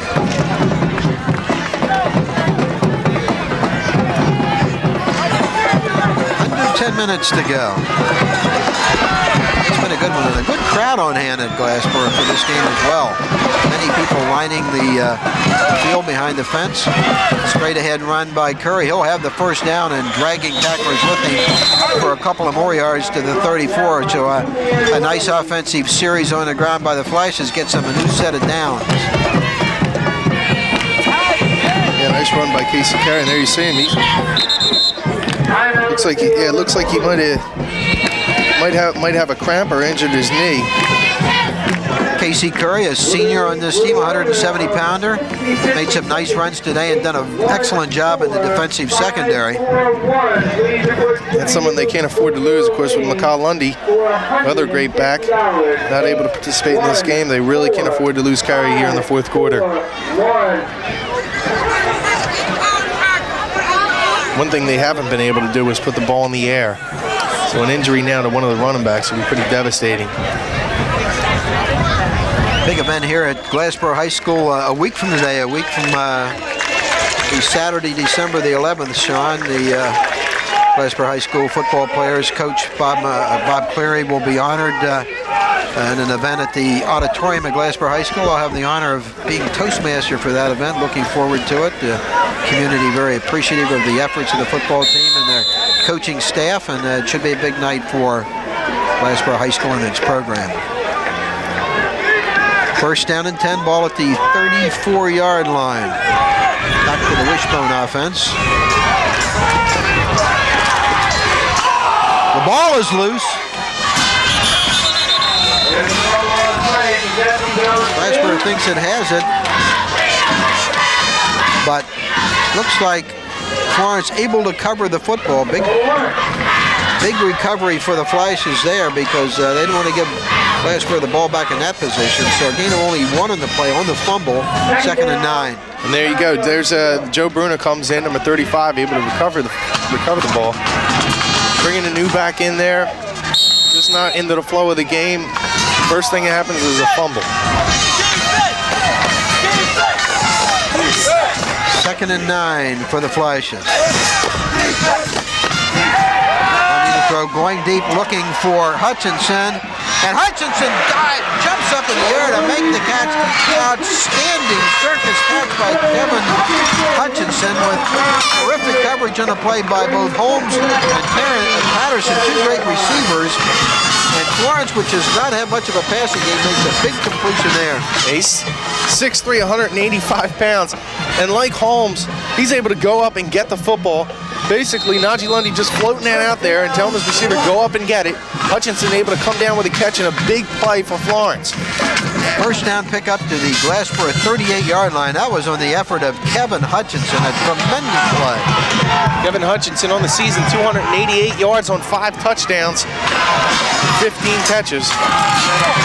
Curry, big play receiver. Straight up the middle. Not much there. To about the 39-yard line.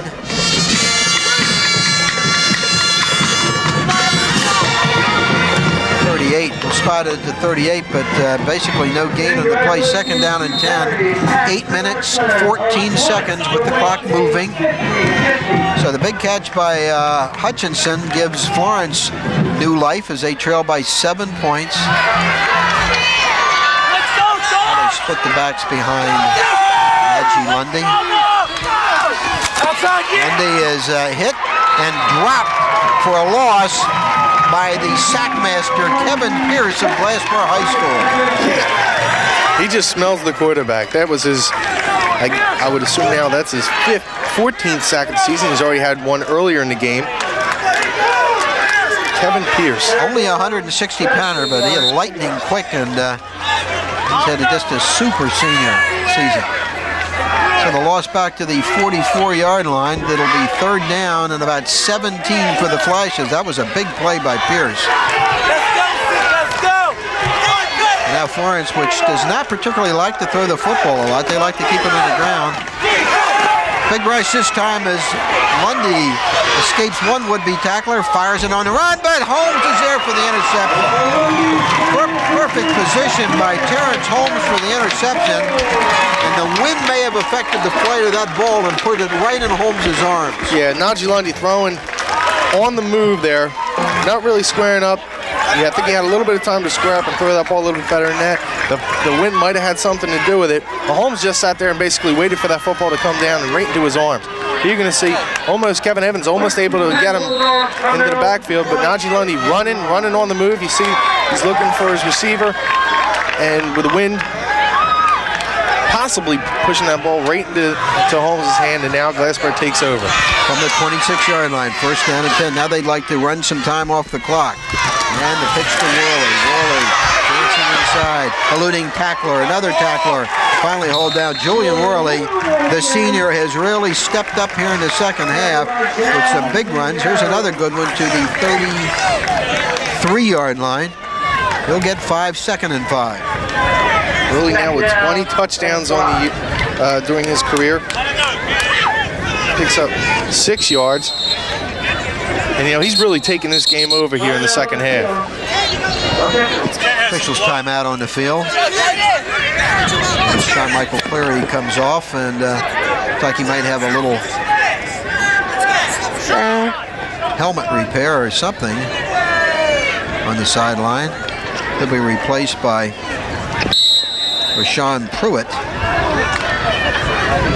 You look at Shawn Michael Cleary, he looks like he's been through a war every single game. He's always bleeding somewhere. Again, he's been having a problem on the bridge of his nose. Seems to have a recurring problem where he just keeps on getting cut right up top of the bridge. Second down, Williams with the carry. Williams picking his way. Williams, second effort, gets a big Glassboro first down to near the 40-yard line. That's just what they wanted, is another set of downs with the clock moving. So another good run by Bruce Williams. Doesn't get a chance to carry the ball very often, but makes a big run here. Williams coming into the game with only 145 yards rushing in the season, but he's had a couple of significant runs today. And the ball right at the 40 with the first down and 10. 5:55, the clock moving. Glassboro is trying to run time off the clock at this point. Worley looking for some running room, cutting it back inside, but not a whole lot of room. Maybe 2 yards to the 42. Actually only 1 yard, so it's going to be second down and 9 for the Bulldogs. 5:30 still with the clock running. Clock becoming very significant. Of course, in event of a tie, we go to overtime. Group 1 final game, championship contest. A couple of teams that have had great traditions but have been frustrated in the 90s because of the dominance of Paulsboro and Woodbury in Group 1.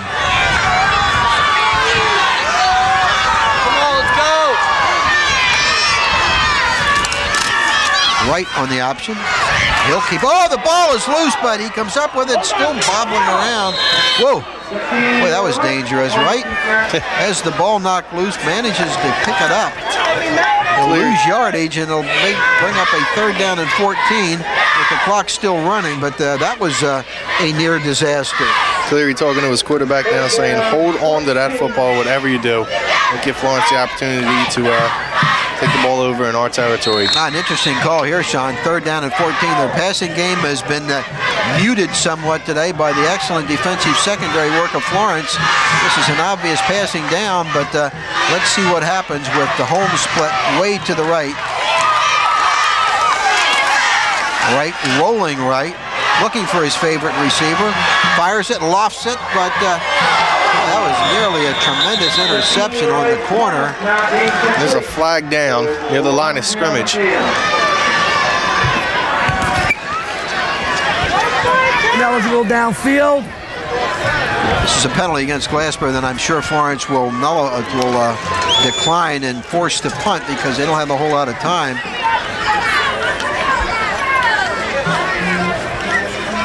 Now, in past weeks, this is where Bob Cleary would be just wanting to turn his head. Ineligible downfield, refused, fourth down. They really had a problem in the punting game, but as I said earlier, Nuko has come up, step up, taking 1 or 2 steps up, and trying to get the ball off a little quicker. If I was Florence, I'd bring just about everybody here and try to force something. They're bringing 10, and Nuko not that deep to punt this one. Gets it off quickly. And, the ball is fumbled and picked up by Worley, and it'll be dead there. He cannot advance the football.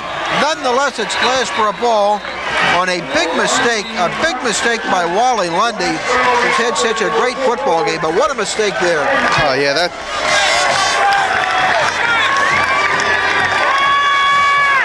What a mistake. What a shame for Florence, which has played so well today, but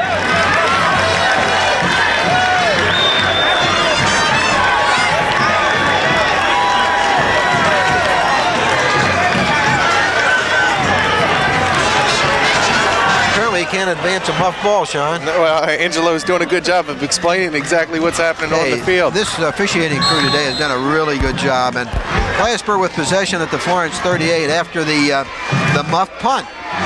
Now there's 3:55 to go, another first down or two, and it's going to be tough for Florence to come back. Glassboro would like another touchdown to put this one away. They'll keep it on the ground. Evans in there, slipping, sliding. Still on his feet. Evans twisting, look at this. turning. What a run by Evans. They still can't bring him down. You talk about second, third, fourth effort. Kevin Evans shows it on that play. He refused to be tackled. There you see the ability of Kevin Evans, and there's just a glimpse of what Glassboro will be looking at for next year. Is Worley's going to be graduating, and Kevin Evans will be the man as the senior on this team. Look at this second effort. Stays on his feet, very elusive, gets spinned around, turns around, puts his hand on the ground, keeps moving. Our cameraman can't even keep up with him. Still not going down. Hey, that is a outstanding. That's highlight film run. One of the best runs of the season. Put that on that John Mondelli show, huh? That is some kind of run. 1st and 10 at the 28-yard line. All Evans on that one. You're on the line. Clock still moving. Florence is going to have to start thinking about stopping the clock. They get Worley this time after virtually no gain on the play. Is that Florence defense, which has been so terrific all day long, again does the job. The tackle by Brandon Johnson.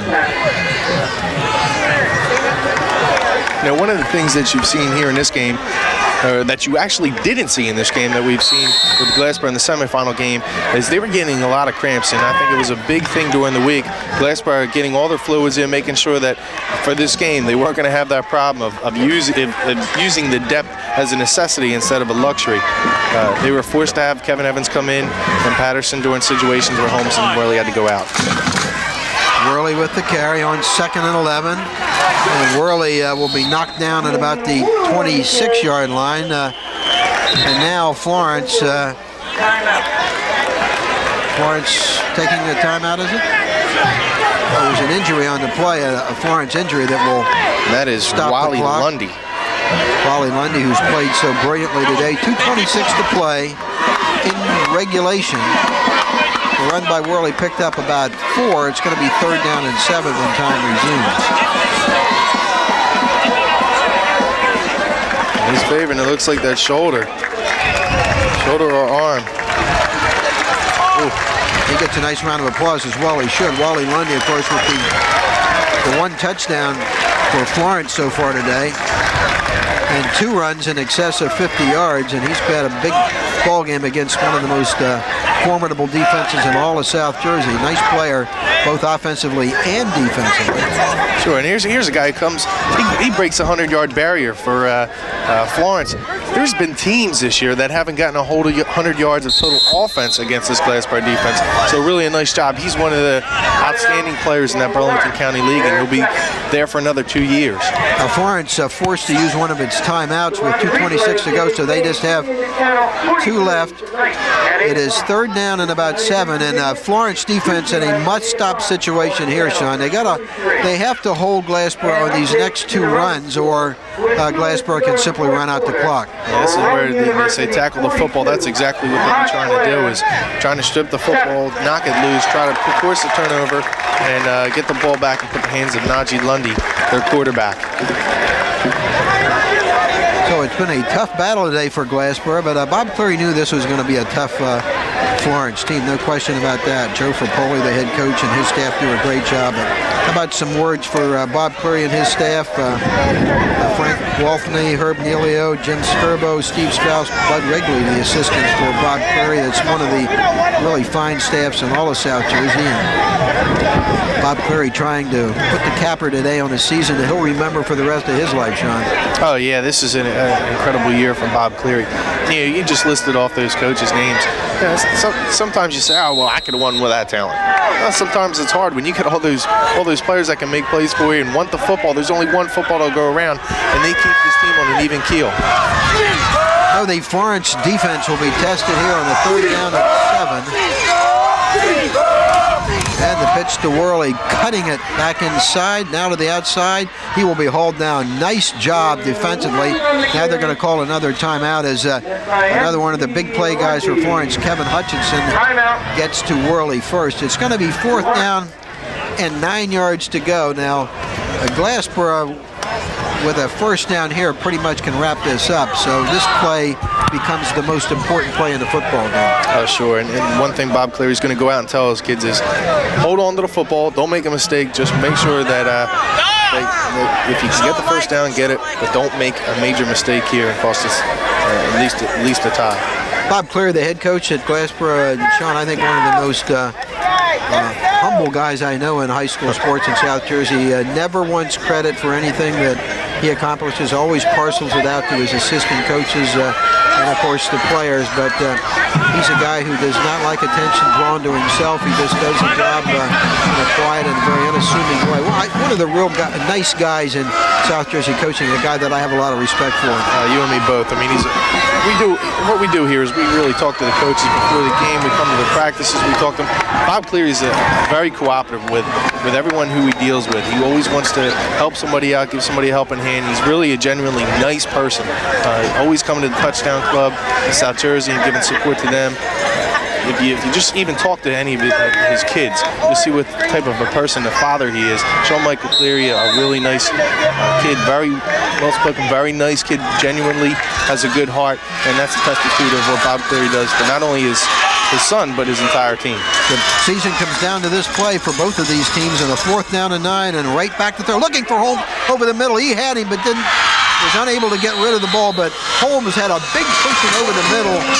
And if Wright had been able to throw the ball, it could have been 6 points. However, Florence with a great defensive play, and they have a shot with 2:06 to play at the 34-yard line. And you're going to look for Najee Lundy. Comes into the game, 31 completions, 31 attempts, 63 attempts, 31 completions, 642 yards, 5 touchdowns, and 3 interceptions. It looks like they're going to need to go through the air to get this ball downfield. Remember, they're going into the wind now, and that might have a factor. They'll go out of the shotgun and look for Kevin Hutchinson. He's their big play receiver.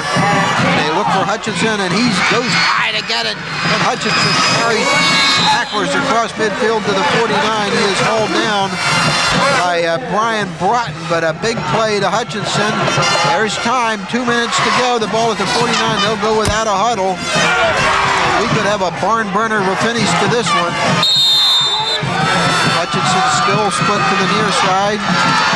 Lundy has time, now chased out of the pocket, backs up, gets a big rush, and he's going to be sacked.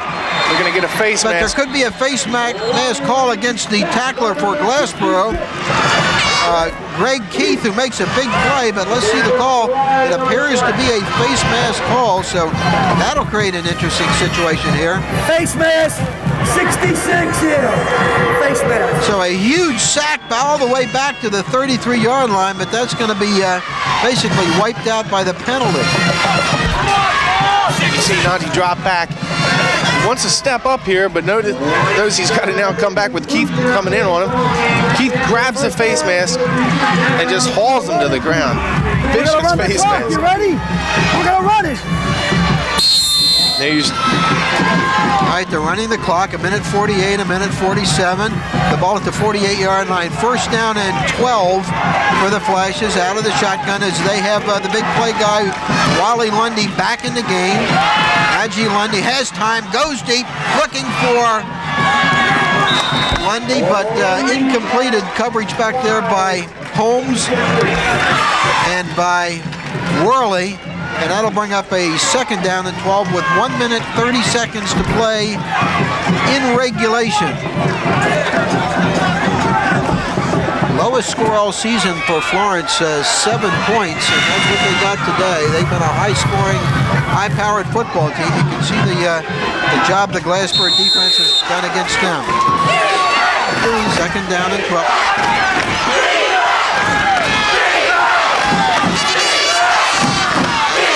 Out of the shotgun. Lundy backing up. Can't find the receiver. Makes some tacklers miss. Hits the receiver.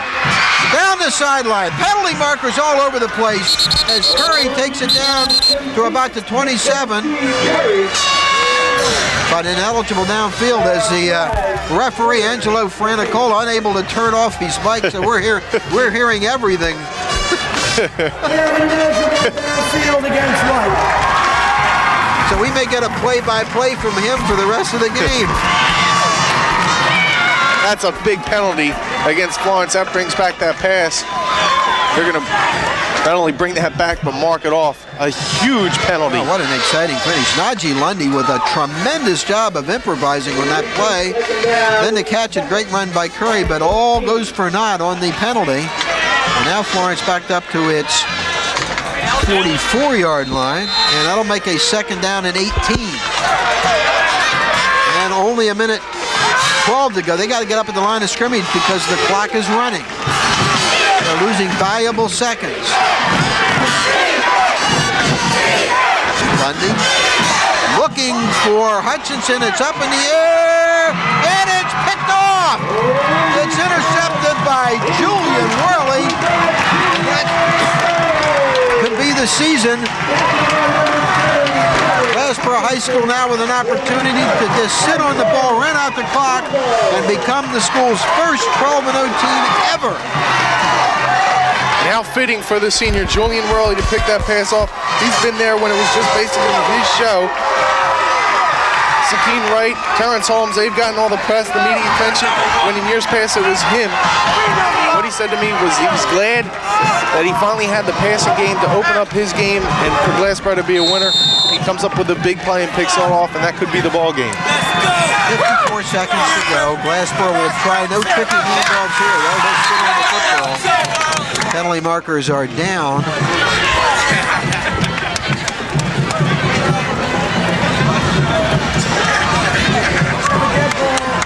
Legal substitution, 12 men, white. Encroachment penalty called on Florence. That'll step off 5. 1st and 5, but that's not really a relevant statistic at this point.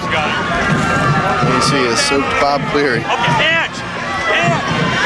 Oh, he got the old... and there comes another one. Who are you guessing? I'm guessing Bud Wrigley.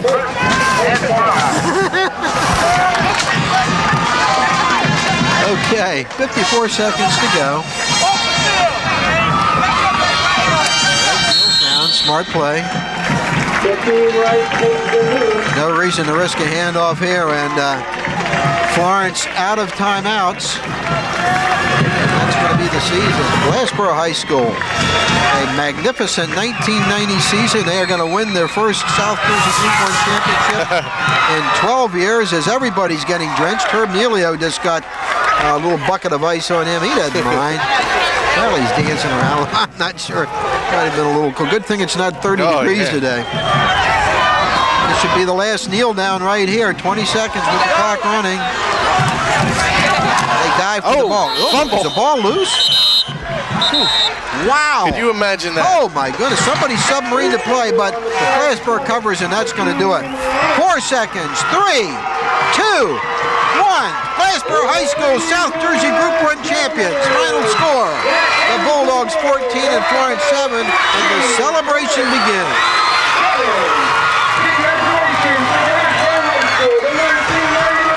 We'll take time out from Glassboro High School, but we have some post-game interviews coming up right after this.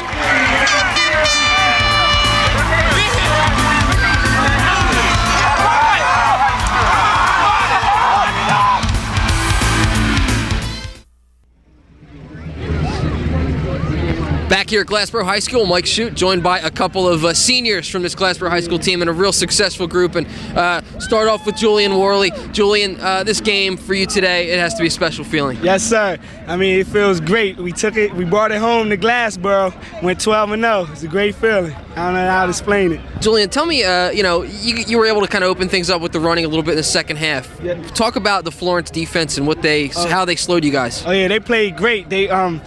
They just played hard. My lineman gave me the holes, and I just took them, but they was a great defensive team. Well, they was a great team, period. They played us hard, gave it all they got, but we came through at the end. Julian, it seemed like, maybe the passing game didn't work too well at first. You guys kind of were, a little bit off target. Oh, yeah. How much, the wind was a little bit of a factor today as well? Oh, yeah. I told Keem, just don't worry about it, because he's a great player. He did it all year for us. He was leading us, and I told him, don't worry about it, take your time. And I helped out a little bit. My line did great, and Won the game. You talked about the blocking. Your line did great. Talk about the big fella right here. The big guy. I mean, hey, what can I say? He's big. Look at that. Ezekiel, let's talk to Ezekiel. Ezekiel, for you, a senior again, it's got to be a special feeling today to win this game. Yeah, it is. I mean, we've been here since freshman year, and we've just been striving for this. And this year, we knew it was ours, and we just came and took it. This team, I mean, talk about how you guys came together this year, and you started off, maybe not everybody said, hey, Glassboro's the team in Group 1, but you guys just week by week kept growing together, kept getting better as a team. Yeah, we knew that the only way we was going to win is if we played as a team. We had to come out here, the line had to do their jobs, the backs and the receivers had to do theirs, and we just pulled together every game, just got better and better. We just brought it to the end. Talk about the play in the trenches today, because I think both teams were banging heads a lot down there. Yeah, we were, I know everybody knew they had to get off the ball. You knew it had to be fast. You know you had to be strong, and we just kept coming at it. They were coming, we were coming, and we just gave it everything.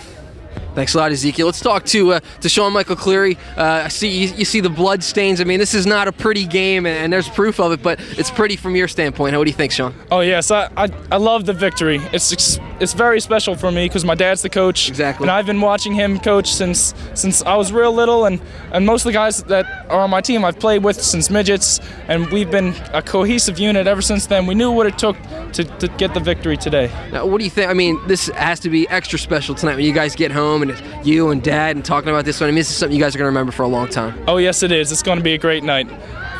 I must give it up to Florence, though. They played an extremely physical game. They never gave up, and they were right with us the entire time. Talk about the way your team responded. I mean, there was some adversity. You guys defensively gave up some long runs today, but, your offense quickly came around and made some big plays as well. The offense stepped up real well, especially at the end when we had that long drive, and I don't know if it was long, but we drove and we scored. And the line knew that we had to get blocks and we had to drive our feet. And during a timeout in that drive, the coach reminded us we need something like 15 yards to get this touchdown. If we get this touchdown, we'll most likely win the game. And so we drove, we pumped our feet, and we scored. Shawn Michael Cleary, the coach's son, and now we'll be hearing from the coach in just a minute, but we're gonna swing it over to Shawn Leary, who's got the winning quarterback, Sakeen Wright. This is a magical season for you. The first time you won since 1987. Glassboro's won a championship. It ends with a Group 1 championship. You got to be just ecstatic about what's transpired here in the last few weeks. Yeah, I'm real happy. I'm happy to be a part of it and set history for Glassboro. We went 12-0, and it's just a wonderful feeling. Tell me, I seen you out there after the game. You grabbed onto your mother. What kind of feeling was that after all you went through this last year? She been there for me the whole year. She been there every game, and she's supporting along with my other family members. But I don't know. Very emotional time for you. Yeah, she real proud of me. Florence came in, they had a pretty good game plan against you, able to rush it and force you out of the pocket. Teams have been able to do that, so it's something that you're going to have to work on for next year? Yeah, we're going to have to. I think the line, they gave me good protection, but it's just that I was just rushing it. I wasn't relaxed. They played a good game. It's just I should have stepped up a little bit more, but we won it, so it wasn't a good victory. It wasn't a blowout, but hey, we still pulled it off. That's Sakeen Wright, the junior quarterback who led the Bulldogs to a Group 1 champion. Now we're going over to Bob, and he has the coach, Bob Cleary. All right, Shawn, thank you very much. Bob Cleary, I've known you for a long time. I don't think I've ever seen you smile as much as you're smiling now. But these kids, you've said repeatedly, special kids, Bob. Yeah, this group is real special. I've known a lot of them since 4th grade when they played in the midgets because my son played with them. And they're a very close-knit group. They're very unselfish, and they come to play and just win. All coaches set goals, all teams set goals. Was this your goal back in late August?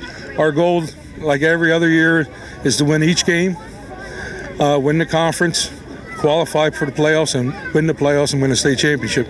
We start with the same goal every year. This year, we were able to accomplish it. You started in 86. 87 was a magical team for Bob Cleary, too, because your second year, your first state championship. What do you remember about that team, Bob? It was the same situation. We played on this field.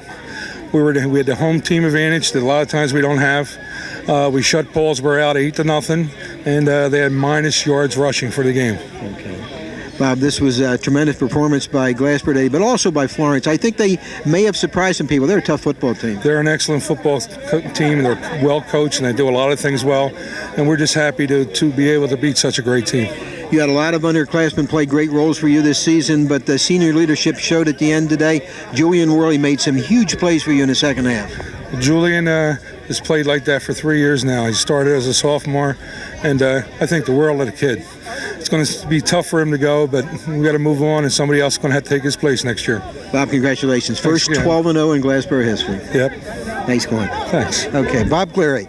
Mike Shute, come on in here, and let's get Shawn in here as well. Mike, you had a different perspective than we did down on the sidelines, but we noticed up top a lot of good hitting in this football game. Oh, yeah, I mean, you could see, they're, two small schools, 2 Group 1 schools, but these kids play with as much heart as anybody. Shawn, it was a great one. We expected a close football game, but defenses prevailed, and that's kind of what Cleary expected. Yeah, well, the Florence, they come in, they have a nice defense. As we said, they only had 2 games where the opponent scored over 20 points, so there were no slouches. Offensively, Glassboro has been, they're storied about how well Sakeen Wright's able to throw the ball, how many points they put up. But I'll tell you, Herb Nealio has done a great job with his defense and showed here today. Of course, the skill position players, a lot of underclassmen for Glassboro, but at crunch time today, Julian Worley, the senior leader, he came through, Mike. The seniors stepped up, Bob. They needed somebody in that situation because Florence was moving the ball down the field, and they needed somebody to step up, and who better than have a senior come up and make that big play. Okay, nice job, guys. Appreciate working with you today. Final score again from Glassboro High School. Glassboro 14, Florence 7. Glassboro wins the NJSIAA Group 1 Championship, first 12-0 in school history. For Shawn Leary and Mike Shute, Bob Shryrock, thanks for watching on Comcast.